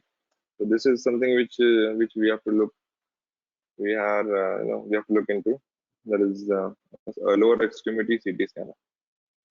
So I think learning objectives for my presentation are the recent advancements on computed tomography. There are very good fast scanners which are available in the market, and with good new detector technology, with good powerful X-ray tubes and excellent dose reduction techniques which are available in the market today. And we can call our CT scanners as smart and thinking scanners with low radiation dose, because they are equipped with artificial intelligence. So they are thinking, they have algorithms mapped like a human brain, which are very useful for us in imaging. And these softwares are very user friendly. I think with these few words, I would like to end my talk. And these are some of the references which I have shared with you. I thank you everyone for your kind attention. And at the outset, I would like to thank Dr. Praveen, Dean LRL Sciences, Gulf Medical University, for the opportunity. And it was a pleasure being a speaker at your online CT webinar. Thank you very much, and I think I'm open to questions. Thank you, Dr. Rahul, for a very detailed insight into the current and future prospects of the CT scan. It was very enlightening, and I also very happy to know that you have also given an idea of what is in store in the future also. That's a very good way of enlightening the audience to understand how ready they have to be, prepared themselves for the oncoming developments or for the oncoming achievements, what type of knowledge which they will intake. That's very important. Thank you very much for that, such a beautiful presentation. Audience, we are open for questions. Dr. Rahul is available with us. If any of you have questions, please type in. Dr. Rahul, we have some questions coming in. Sure. Dr. Rahul, if we are to do a research in CT, do you have advice on specific topics or current problems to be researched on? Okay, that is a very good question. As you know, the lot of CT is a very a very good modality for research. The most current topic which people are working on research they're working on dose. They're working on dose reference ranges, on different parts of the body. That is one area which you should look for. Spectral CT is also another area of potential research, which a lot of research is going on this field. And the most important topic of research is artificial intelligence and CT scanner. See, because when we talk about artificial intelligence, we are talking about training a particular machine by feeding algorithms. So at the end of the day, that is our own brains which we are feeding in that system. So there's a lot of potential and research. It's a very open hub of research, artificial intelligence. A lot of postdoc, PhD positions are available worldwide. So I think these are the most important things which you can look for on CT. Yeah, thank you. I hope I have clarified your doubt. The same student has further given more detailed question for you. I'm interested in doing research in dose reduction in CT. Can you advise me how to proceed? Yeah, I think this is a very good question, which I would be very happy to help you. I think I can drop you my email ID and my contact details with your dean, Dr. Praveen Kumar. And there are a lot of areas which are of very potential where we can work as a multidisciplinary. Like I'm working from India, you can get some data from the Gulf, and we can collaborate and definitely work on dose reduction techniques. It's a very potential area, and I would be very happy to suggest you topics for the same. I think they'll be having some projects or dissertation work, and I would be very happy to help you if I get an opportunity with the permission of your dean. Thank you, Dr. Rahul. It's very nice. Audience, hope your questions are answered. Do you have any other questions? Please type in. Dr. Rahul is still around with us.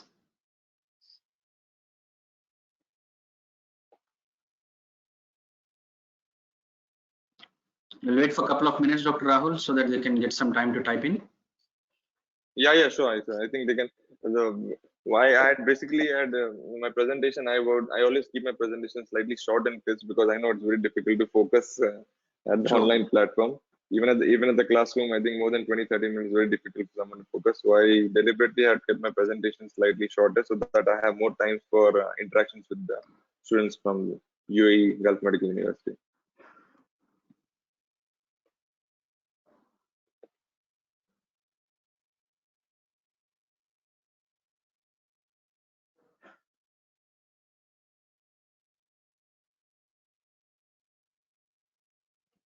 Further question, Dr. Rahul. If the research is in artificial intelligence, is it recommended to do research in software or in application? I would suggest you go both options are equally good. Application setup is also good, hardware is also good, software is also good. So I think all options are very open and they all new.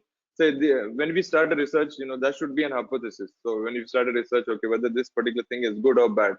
So when we talk about artificial intelligence, it's a very new and upcoming topics. So we really do not know how useful it will be and what are the prognosis, how it will help us. So all hardware, software, all these options are open to students because they are all yet to be explored. So you can just go in for any. Both the options are equal. They're equally potentially very, very good. I think this is a very good question. I think, may I know what year the student is? Is he a final year student or? I'm not aware because I just don't have the details. But you can in the PowerPoint you can type in your email ID so that they can communicate to you also. Yes, sir. Yes, sir. I'll do that as well. Yeah. That will be helpful for them to communicate. All the audience, Dr. Rahul is sharing his email ID with all of you.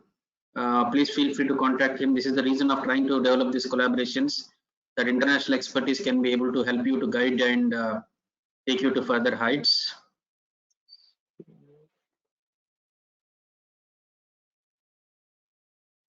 I'm That's sending Dr. you my Rahul's official email ID as well as my personal email ID.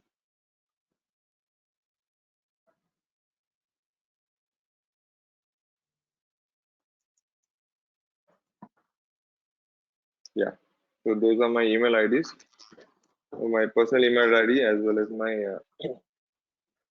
official email ID. You please drop in your email. I shall reply to you. 48 hours from whenever you mail me. I shall definitely reply back to your queries and give you the best possible research solutions from my side. That's great. Thank you, Dr. Rahul. It was very nice interacting with you. We'll keep in touch and Sure, we'll progress for further activities in future. Thank you very much for sparing in your time and contributing for this. Yeah, just before I think we end this session, I would also like to thank my batchmate as well as my good friend and my colleague, Mr. Albin Wilson, and for giving me an opportunity along with the Dean of GMU, that is Dr. Praveen Kumar. Thank you very much. And also, I'd like to thank Dr. Nazmi. He has been coordinating with me for, I think, more than a month or so. So I would like to thank him as well. It was a pleasure being part of this particular webinar, and I would be very happy to collaborate for all future activities with GMU. Thank you very much, and have a good day. Yeah. Thank you, Dr. Rahul.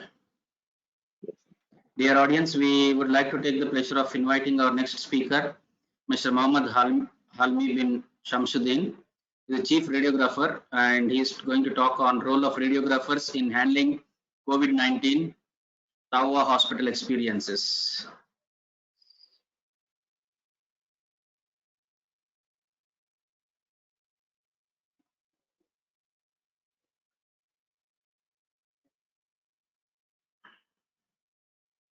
Good afternoon, Mohammad Halmi. Welcome to this session. Thank you for joining in.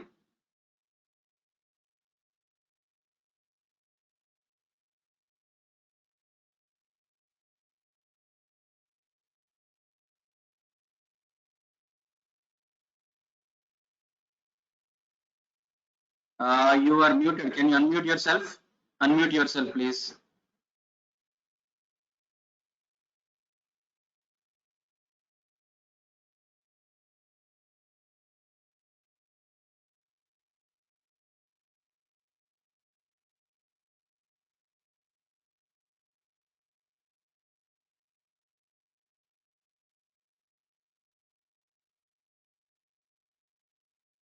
Just a second, Mohammad Halmi.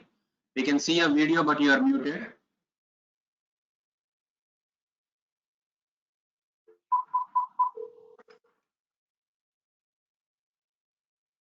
Rava.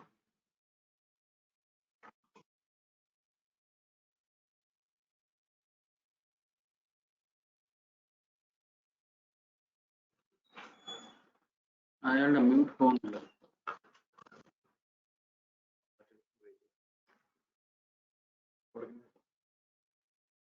Organiser ആക്കണം.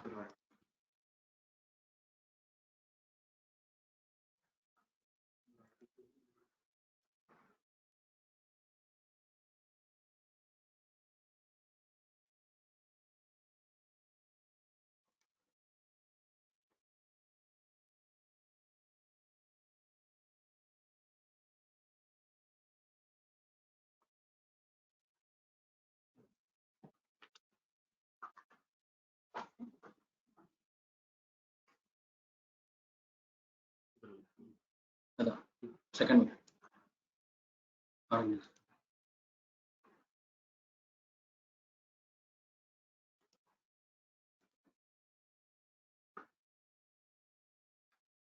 Hey, Dr. Praveen, can you hear me? Yes, yes, now we can hear you. Can you on your video? Yeah, okay. Wait, It's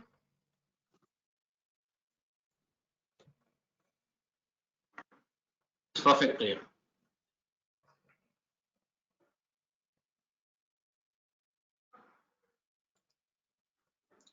Can you see my slide? No, can you project your slide? We can see your picture. No. Wait,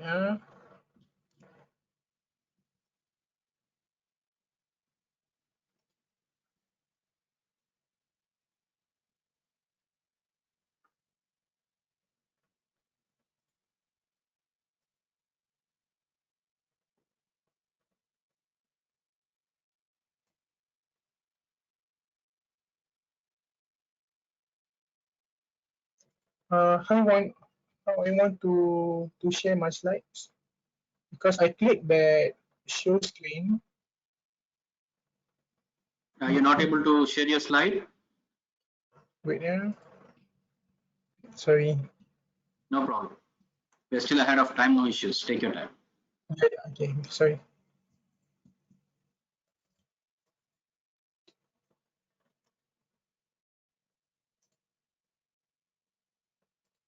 Can you see my slide now? Not yet, right?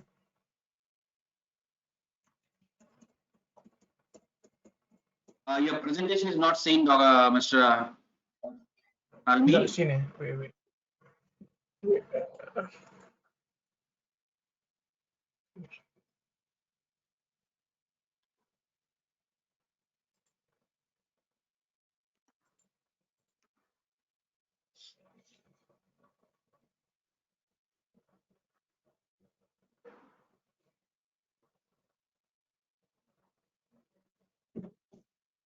Okay, I tried to click that one show screen, but that button is not functioning well, so I can't to share my slide. Just a second. Just a second. Okay, all right.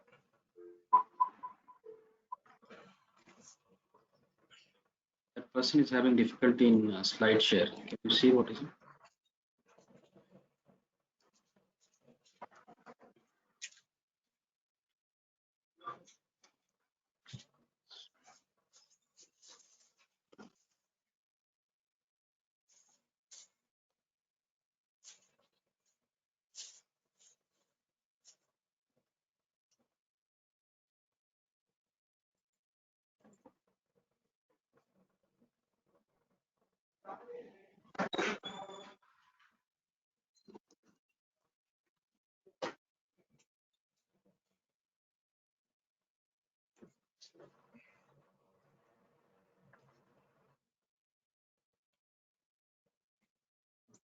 Yeah. Now can see? Yes, yes, perfect.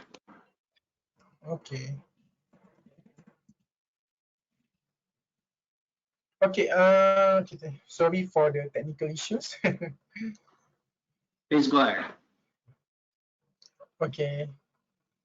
Okay, Assalamualaikum, Bismillahirrahmanirrahim. Assalamualaikum and I think good evening to Dr. Praveen and all participants. Then I would like to thank to Dr. Praveen, Dr. Nazmi, and the team of the Department of Medical Imaging Science, Gulf Medical University, for inviting me as a speaker in the webinar series in Imaging Science. Okay, now my name is Muhammad Halmi bin Shamsuddin, and I have experience as a radiographer for the past 10 years at PPUKM Cheras, and currently work as the chief radiographer at Tower Hospital. Then I have expertise in general X-ray, fluoroscopy, CT scan, MRI, and angiography. Okay, then I have I proceed with my slide. Can Dr. Praveen? Please go ahead. Go ahead. Okay, so this is my learning objective tonight. At the end of the presentation, what should we learn is the first one is the Okay, the first, I will like to introduce my title. So, Radiographers' role in handling COVID-19 hospital tower experience. Okay, this is a learning objective. The first one, the current situation in Malaysia and Sabah regarding the COVID-19. Then we go to the infection control, safety with patients and staff. Then recommended PPE, which is the recommended PPE, which is the to be used when managing of patient under investigations, confirm COVID-19. Then in Tower Hospital, then we go to the Malaysian guidelines in handling COVID-19, which is the Annex 24. I will show to you how the workflow and work process for radiological examinations. Then we go to the International Society of Radiographers and Radiological Technologists guidelines and what is the position statement. Then we go to the Malaysian Society of Radiographers guidelines and position statement.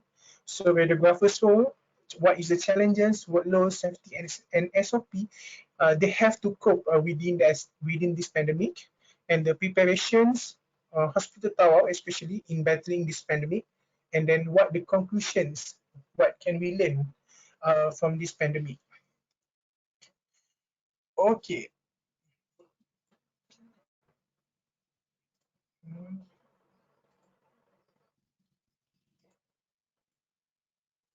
Okay, this is the COVID-19 Malaysian timeline. Okay, the first one starting from 29 January, which is the 3 positive cases confirmed and quarantined at Hospital Sungai Buloh. Then we go to the 4 February 2020, which is the first Malaysian infected with history of traveling to Singapore. Then on 3rd March, MCO announced by Prime Minister because due to the 99 confirmed cases reported by MOH. Then in 1 April 2020, total positive cases raised to 2,908. Most of the numbers are from the Sri Petaling religious gathering, which is the MCO phase 2, 1 until 14 April 2020. Then in 1 May, Director General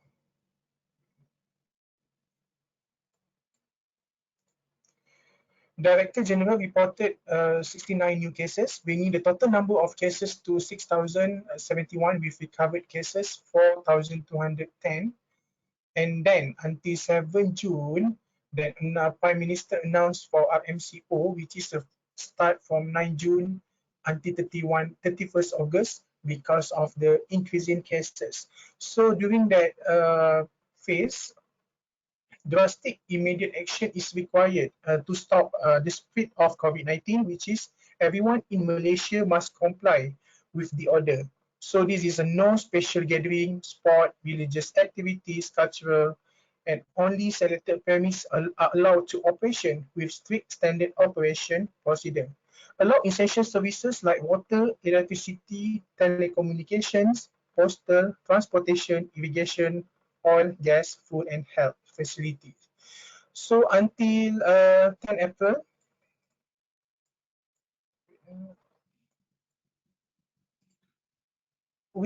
Malaysian got 358,000 cases with 341,000 recovered and almost 1,313 deaths.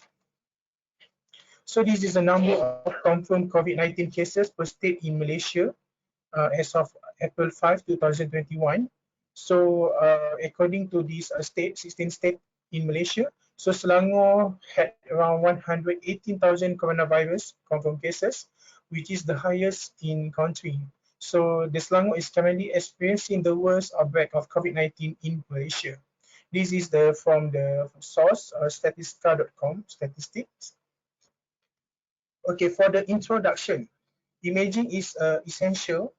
It assesses the severity and progression of COVID-19, and radiographers play a vital role in the management and treatment of COVID-19 patients because radiographers are part of the frontliner, which is require frequent contact with confirmed positive patients or suspected infected patients presenting with respiratory symptoms. And during the process of examination, they are more exposed to infected persons.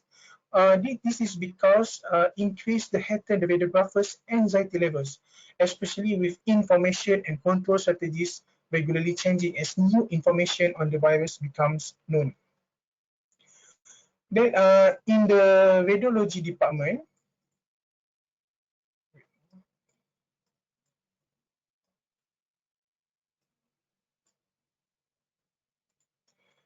a COVID-19 task force team was formed in the wake of the pandemic to look into new challenges and changes in the service delivery.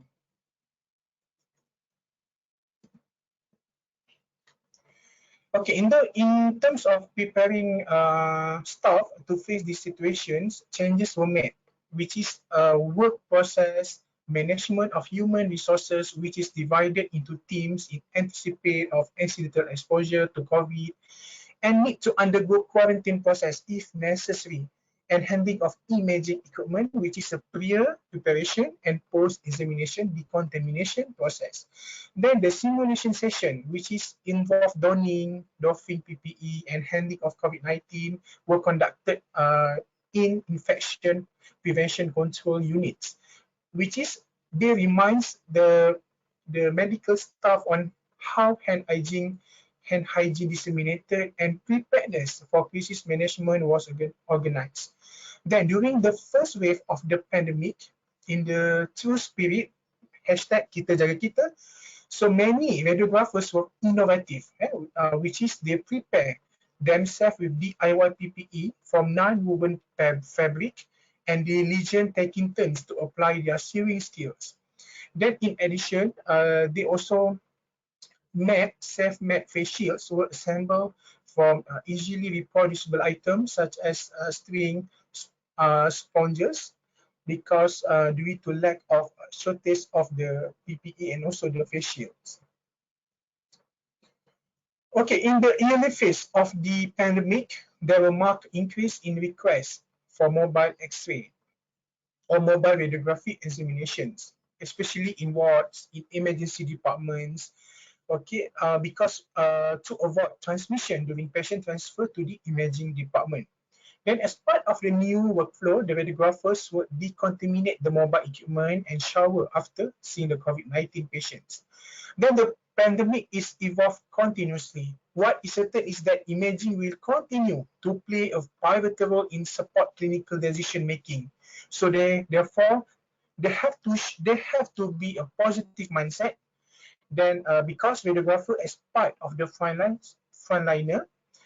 should familiar with the key challenge related to imaging patients. This is essential so that they can fulfill their role in ensuring patient safety, patient care, and optimize image quality. Then the most importantly, radiographers should be aware of ways to keep themselves safe and well during this unprecedented situation. By adhering to the new normal of social distancing, they should practice hand hygiene, using the right PPE, and ensuring all their workspace are adequately decontaminated to minimize the risk of infections. So what the key learnings during this pandemic is work as a team, essential have to be a positive mindset. Okay. So infection control, safety for the patient and staff. So actually the infection controls procedure must take place within the radiology department to minimize the potential risk of transmission of the virus. So for example, CT scan must be disinfected every time after the cases with a 2000 milligram per liter chlorine containing disinfectant, and CT gantry full wipe with 75% ethanol. Then, according to Canadian Association of Radiologists, they suggested that CT room closed for 1 hour for ventilation and air circulations. And also the keyboards, viewing station, ultrasound probes disinfected after exposure with alcohol-containing disinfectant. Then segregate radiographers into teams and additional isolation rooms treated near the emergency trauma. So this is so how the practice of infection control, especially for the radiographers. So a two radiographer team effectively reduce the potential risk of cross infection. So in Hospital Tawau, Sabah, actually we are developed into 4 teams, which is we have the team for radiographers for the COVID, for the SARI, which is a severe acute respiratory infection, staging center for the baseline chest X-ray for the patients, and the extended ward COVID, which is located 5 kilometers away from Tawau General Hospital. So actually, staging center is the patient cohort, which is our patient screen at first presentation, and positive COVID-19 patient image, okay? So appropriate radiographer, PPE, and decontamination procedures. So the pictures is the visual summary of the basic guidelines regarding infection control and prevention according to Journal of American College of Radiology. So what your radiology department should know, which is a patient, 3 components: patient, medical staff, and environment. So for the patient, portable imaging equipment limits the transportation of the patients. And very, very importantly, patients should wear a surgical mask entering and leaving the radiology department. So for the medical staff, it's a very important, you have to wear the eye protection with face mask over goggles, disposable fluid resistant isolation gown.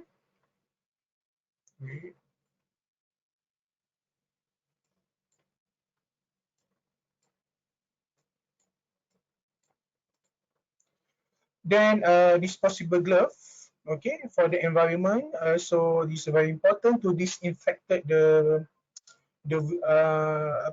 image viewing station, mouse and keyboard. So gantry for the CT and MRI if necessary. Then non-invasive ultrasound probe. So it's very important, contact equipment vendors to find safest disinfectant for each piece of equipment. Okay, actually for the PPE, for the personal protective equipment, according to infection prevention control measurements, Ministry of Health Malaysia, so the PPE should be based on the 4, which is the setting, target audience, which is the patients, risk of exposure, which are type of activities, either patients in emergency department, in a cubicle room, which is patient is under surveillance or investigation or confirmed. Then types of the transmission of the pathogen, either it's a contact, droplet, or aerosol. So this is the recommended personal protective equipment to be used by Ministry of Health Malaysia when attending or treat patient under investigation or confirmed COVID-19 in a radiology department, which is I think this recommendation by MOH we are used for all the hospitals in Malaysia. Okay, for the first one, you see from the left side, so the healthcare facility setting, any areas in healthcare facility which is involved hospital in Malaysia. So target is healthcare workers. So what is activity? Okay, direct contact with any patient, but this is a non-patient under surveillance or non-suspected or non-confirmed without respiratory symptoms. So what are the recommendation by MOH for this type of activity? So the healthcare workers should wear the surgical mask, eye protection or face shield or goggles, and they have to anticipate less than 1 meter spatial distance from the patient. And also they have to maintain the distance and perform frequent hand hygiene. Okay, this is the for payer staff or healthcare workers, which is in emergency department, which is involved in patient perform aerosol generate procedure. okay, which is this type of activity for the confirmed patients, COVID-19, which is involve intubation, extubation, tracheotomy, tracheostomy procedure, manual ventilation, suctioning, bronchoscopy, nebulization. So this kind of activity is very important for healthcare workers to wear N95 mask, okay, isolation gown, which is a fluid repellent long sleeve gown with plastic apron. So they should wear the gloves, eye protection, boot cover, and then head cover. Okay. Next, for inpatient facility, which is a patient in wards. Okay. Setting patient room, which is the suspected confirmed COVID-19, so which is involved aerosol generate procedure. So type of PPE then they should wear is a coverall suit, N95 mask, eye protection, which is a face shield or goggles, gloves, and also the boot cover or shoe cover. Okay, actually, I want to share with all of the participants tonight. Okay, this is the COVID-19 management guidelines in Malaysia, number 5, stroke 2020, which is the latest update on 9 April 2021. So all of you can click on these websites. Then I think you have the possibility or chance to explore the guidelines from the Malaysian of health of Malaysian of health. Okay, I go straight to the workflow and work process for radiological examination, which is according to Annex 24, which is this guideline you can access into the COVID-19 Malaysian guidelines. Okay, the items, the first one is mobile X-ray. So what the workflow and work process? So mobile request made manually, then the ward staff, either doctors, medical officer, or nurses, shall call and inform the radiology personnel, means the radiologists or radiographers, what is the examination to be performed. So they have to decide what time to determine for the examination to be carried out. So for the registration or request shall be pre-registered first to receive the patient. So as a radiographer, so you have to abide by the precautions given in the infection prevention and control measures, Annex 8, on the necessary step to limit COVID-19 transmissions. So you have to recommend it to have just a core number of radiographers trained for this exercise. So as I just shared previously, for the teams, at least you have two radiographers, which is divided by clean radiographers and dirty radiographers.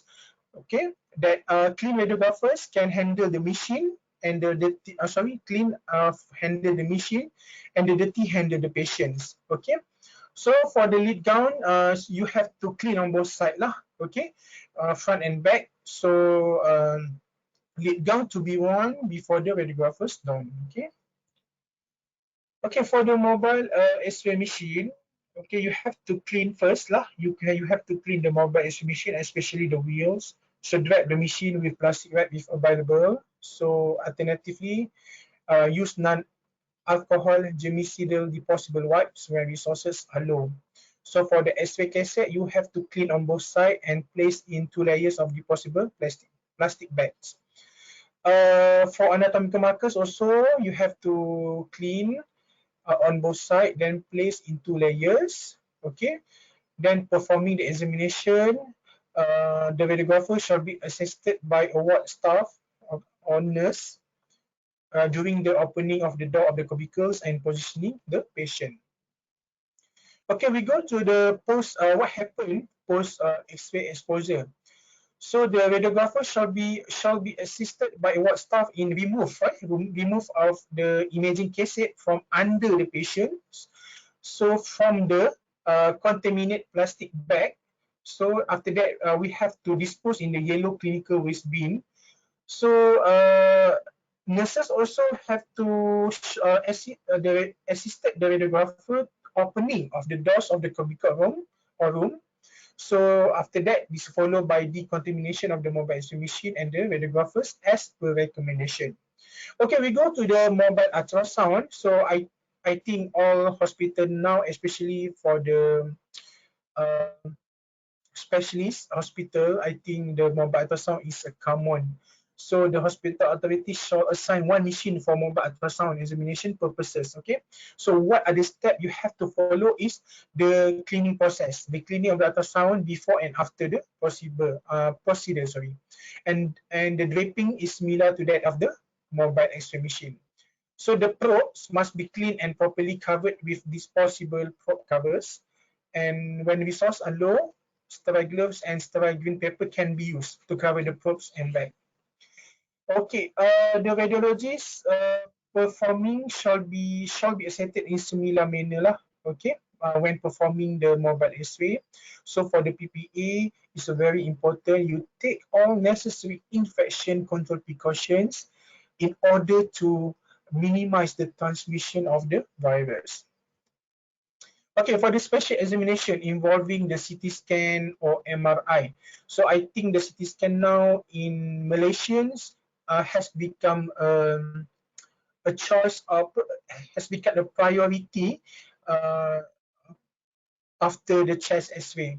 So this case needs to be discussed with radiologists first. Either, okay, I just share what happened in Hospital Tawau. Now, the CT scan, especially CT pulmonary angiography, is become the major choices of the choices because the pattern of cases here is a very unique. Patient is very fast to develop a suspected pulmonary embolism. So this kind of examination shall be discussed first with the radiologist. So for the scheduling, okay, cases requiring special examination shall be scheduled at a later part of the, preferably after completion of elective list. So workflow to the radiology department. So how, wherever possible, access to a separate entrance. So you have the separate entrance from the, means that away from the outpatients. So the ward staff has to wait for the call from radiology staff before send the patient. So then the case shall be pre-registered first before being called. Then the hospital authorities, especially for like Hospital Tawau, the security guard become a hospital authorities to recommend the flow of the patient from the ward to the radiology department. So the security guard may be involved to manage the patient flow. So as usual, so you have to follow the necessary infection control precaution in accordance to infection prevention and control measurements. Okay. Okay, I go to the International Society of Radiographers.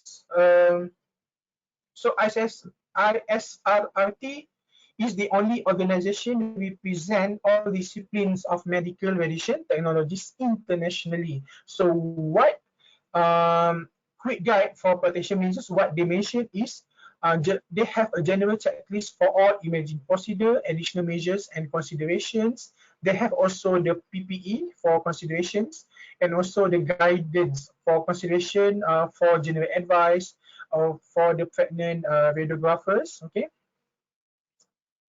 Okay. This is the general checklist for all imaging procedure, include control of COVID-19 checklist, which is involve preparation during and post procedure. It also includes radiographer or radiological technology tasks, patient equipment, and environmental considerations. Okay, this is the checklist notes for all radiographers and radiological technologies, and additional measures they should be taken as precautions.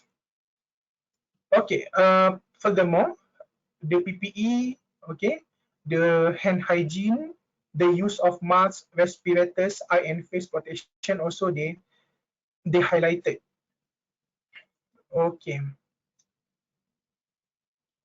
Furthermore, the ISRT give general advice to all departments, including screening, questionnaire, specific isolation room for patients, and also considerations for pregnant radiographer or radiological technologies. Okay, this is the position statement they mentions. The first one, they say that healthcare employers' responsibilities in recognizing radiographers or radiological technologists as key frontline healthcare workers. So radiographers and radiological technologists are responsible for undertaking a wide range of diagnostic imaging, molecular imaging, interventional, radionuclide therapy, and radiation therapy procedures that are not possible without direct patient contact. So without imaging support to provide optimal images, a diagnosis of the patient condition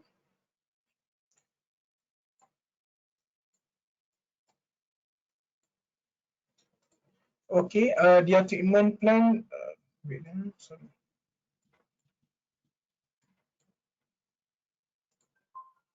And medical intervention will be greatly hindered.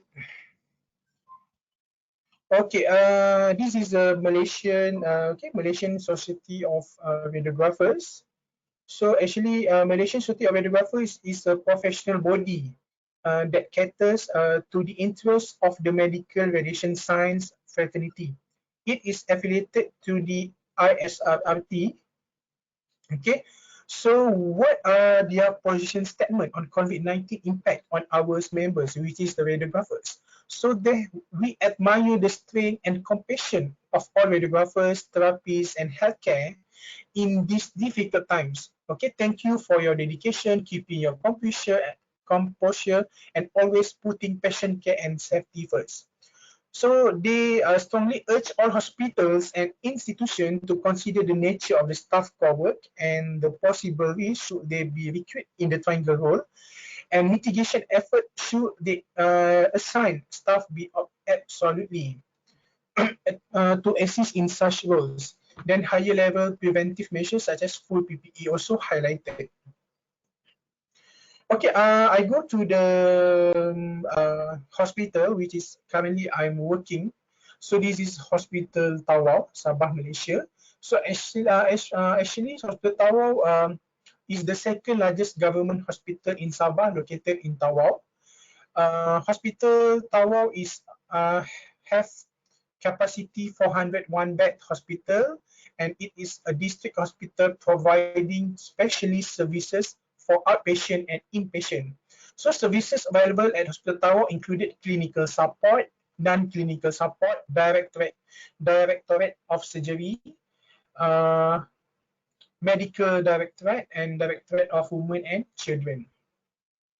Okay, this is what the environment that we face now, which is Sabah pushed to the brink in COVID-19 fight. Because of full bed with sick COVID-19 patient, understaffed hospital, fatigue healthcare workers laboring 24 hours, okay, as their colleagues contact coronavirus and protective gear stocks running low. So Tawau Hospital is overwhelmed with ill patients from Semporna Hospital. Beds are full, intensive care units, beds are full, patients are ill. So with the high risk of exposure, many frontliner themselves were infected with the coronavirus. So what happened is this led to a shortage of manpower, forcing healthy frontliners to work extra hours continuously for more than 24 hours to compensate for the shortage. So medical Ministry of Health has mobilized almost 475 members from various categories and service to Tawau, Lahad Datu, Semporna, and in Kota Kinabalu as volunteers to combat the COVID-19 outbreak. Okay, this is the due to the increase in COVID-19 patients, we have stage 4 and 5, and who need oxygen assisted in Tawau Hospital is not enough. Then the Malaysian government, in collaboration with the Malaysian Armed Force, established a COVID hospital in Tawau. So in October 10, 2020, Senior Minister Security Cluster, which is Datuk Seri Ismail Sabri Yaakob, we've said the Malaysian Armed Force activate the field hospital, which is located 5 kilometers away from the general hospital. So this hospital will focus to non-COVID patients and provide general medicine, general surgery, obstetric and gynecology, orthopedics, and pediatric services. Actually, this hospital it concentrate on providing treatment to COVID-19 patients. Okay, actually this is a statistic, chest X-ray and CT scan COVID-19 in 2020. So then according to this statistic, you can see that the pattern of the cases with the chest X-ray almost 7,000 from the March last year until the December last year. And for your informations, until March, until yearly April, so we got almost 10,000 chest X-ray for the COVID. Then for the CT scan, we have 500 cases now. Okay, this is the radiographers' roles.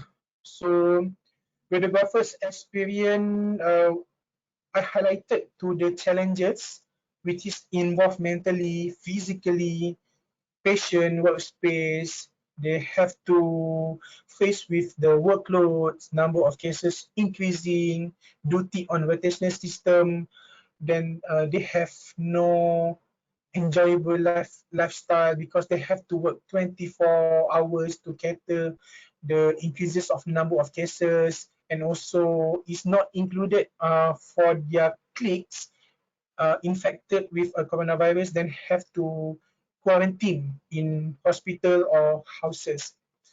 Then restricted with the SOP, standard of operating procedure, with the multiple guidelines, management issues. So they have to cater with the new environment, new era, donning endorphin is not included also for the shorten of PPE. This one is happened on last August. Okay, we have a shortage of PPE. Okay, same. Okay, this one, as I said, the radiographer roles, their workloads, which is each radiographer have their own responsibility. For one cases, 2 radiographers. So as I said, 2 radiographers. Why?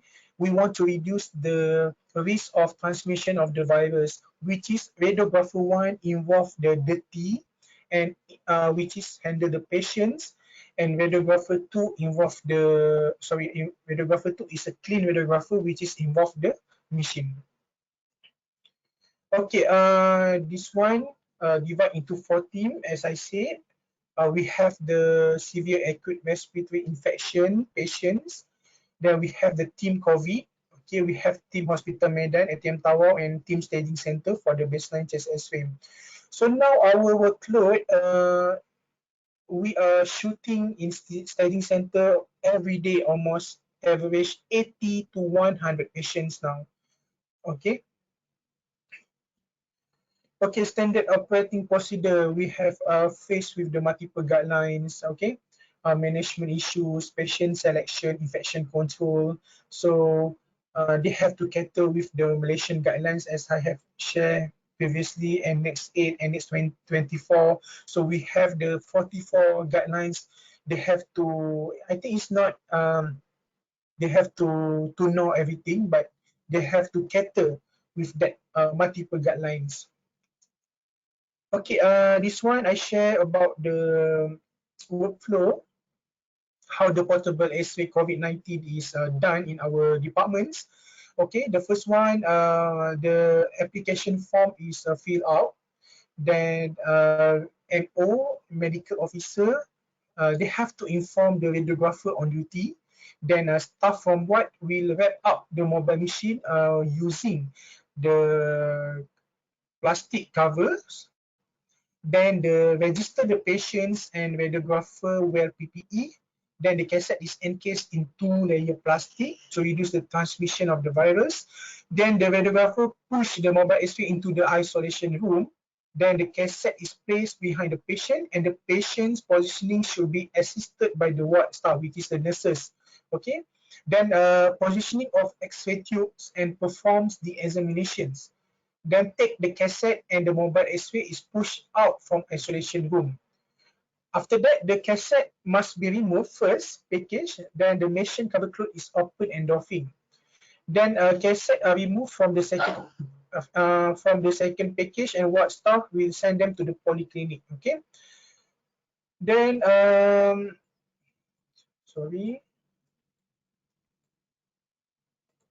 sanitize the mobile X-ray. Then radiographers clean them self by bathing. Then the examination ends. So this is a workflow for the CT scan. Same. They have to fill out the radiology application forms that inform the medical officer in charge. Then must be approved and sent to radiology department. So they have to inform the radiographers. Two radiographers have to stand by. Then patient brings to the department. Then they have to transfer to the table machines, okay, and positioned by radiographers. After position, radiographer 1 so will wait outside the room. Okay, radiographer 2 focus on the console. They have to perform the examinations on work in work processing area. So radiographer 1 and CLS cleaning staff will clean up the room. Okay, this is the after the examination end. Okay, the radiographer 2 they have to focus on the burn the CD, the processing parts, and they have to give that CD to the staff. So then radiographer 1 will bath and clean themselves. Then examination end. Okay, this is a donning step. This according to the Ministry of Health. I don't think so in UAE is according to this step or not. Okay, so I have to share how the donning step is due in Malaysia. So for the first one, step 1, so we have to remove all personal items you have, including watch, rings, earrings. Okay, then wearing OT attire. So you have the third one, you have to wear boot cover.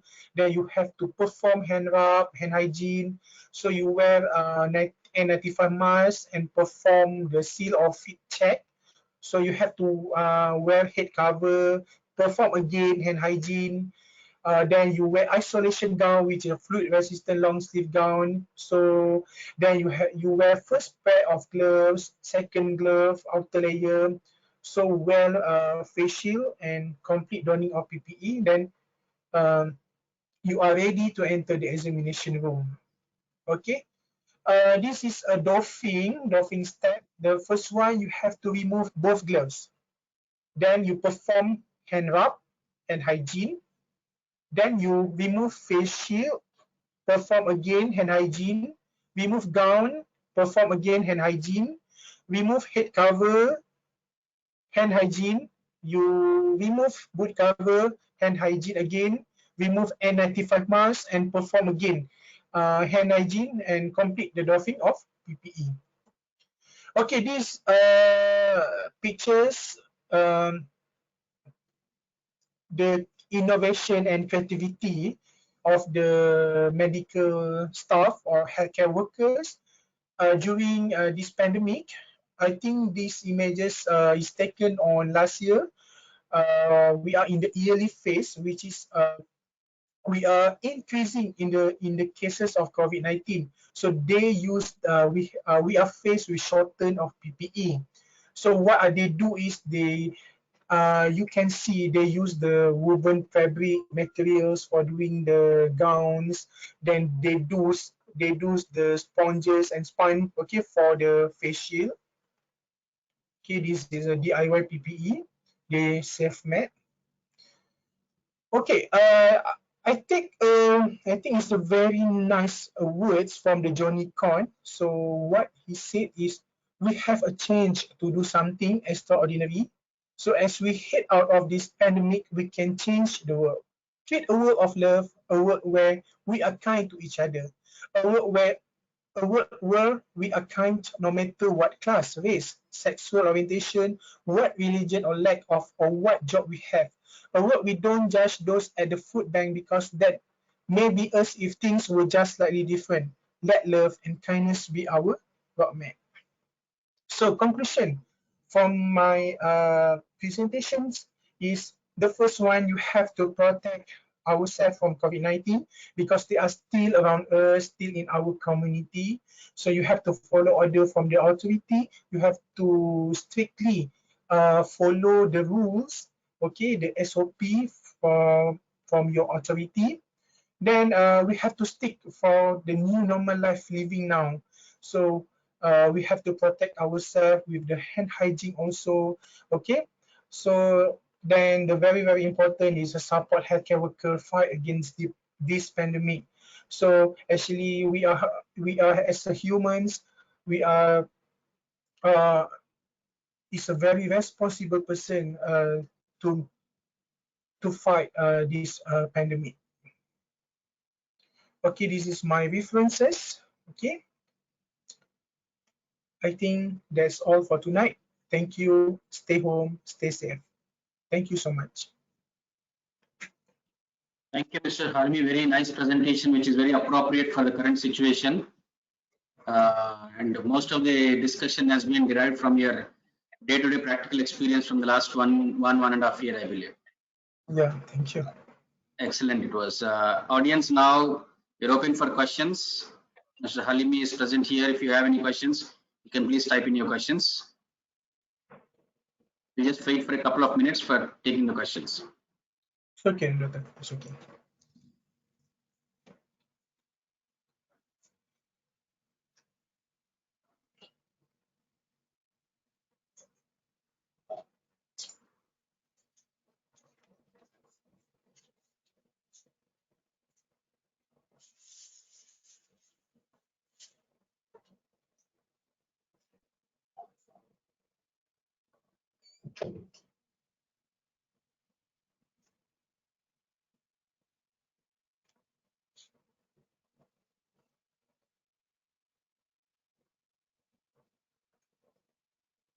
One question which somebody has asked is, Halimi, how many of your team members have contacted with the COVID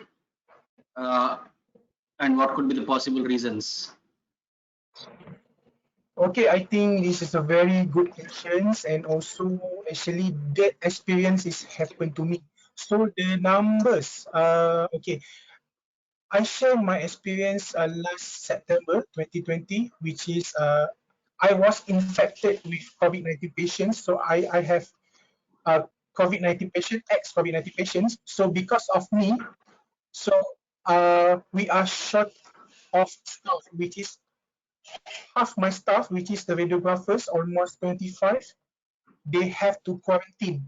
So I have to inform the director of hospitals to mobilize the other staff from other countries to help us in Tawau Hospital. So from that cooperations, I got almost 10 radiographers mobilization from the Semenanjung. I'm very appreciate for this cooperation. Thank you. Thank you.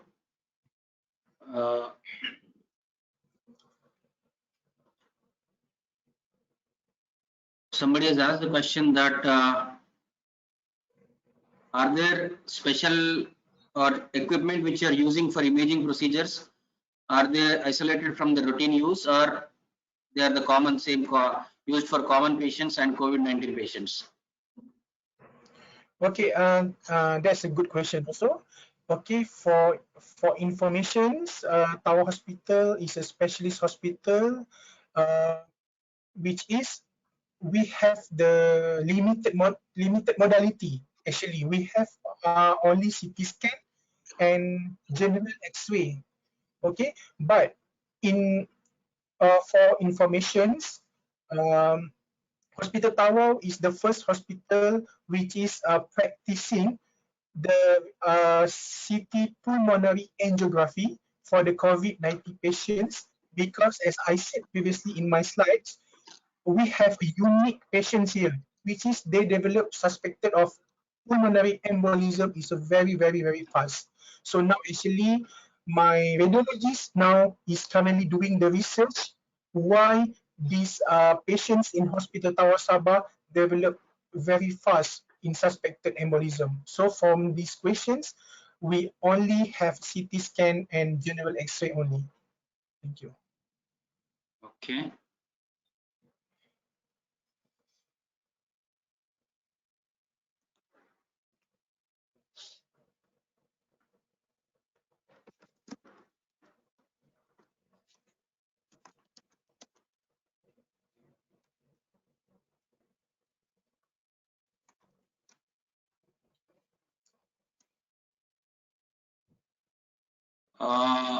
One of the participants has asked is that how is the workload adjusted? Is it increased or decreased because of this COVID in your setup? Sorry, Dr. Praveen, can you repeat again the Regarding the question? workload, how is the workload managed? Because of this increasing cases, how is the patient workload managed in your setup?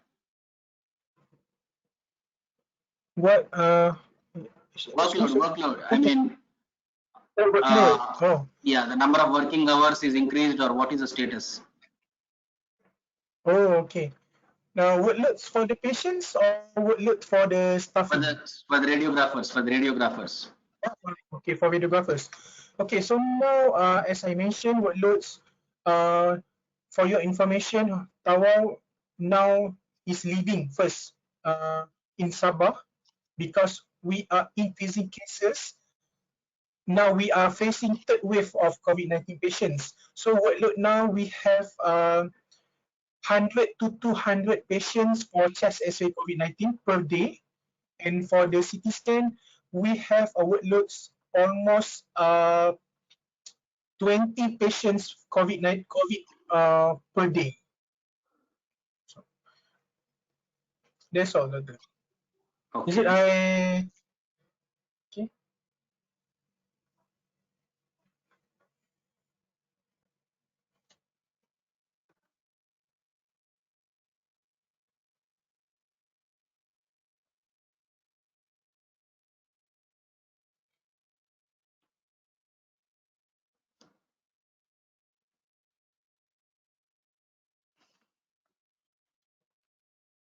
Okay, as there are no other questions, Mr. Halmi, we will try to wind up the session. Thank you very much for sharing your personal experience. Thank you so much, Praveen. We look forward for working together in the future also. Thank you very much. Thank you so much. Thank you. Okay. Dear audience, kindly fill in the post-survey session which I have sent it, and we'll keep in touch for further future professional development courses. Thank you very much. Thank you, Mr. Halmi. Take care. Masalam.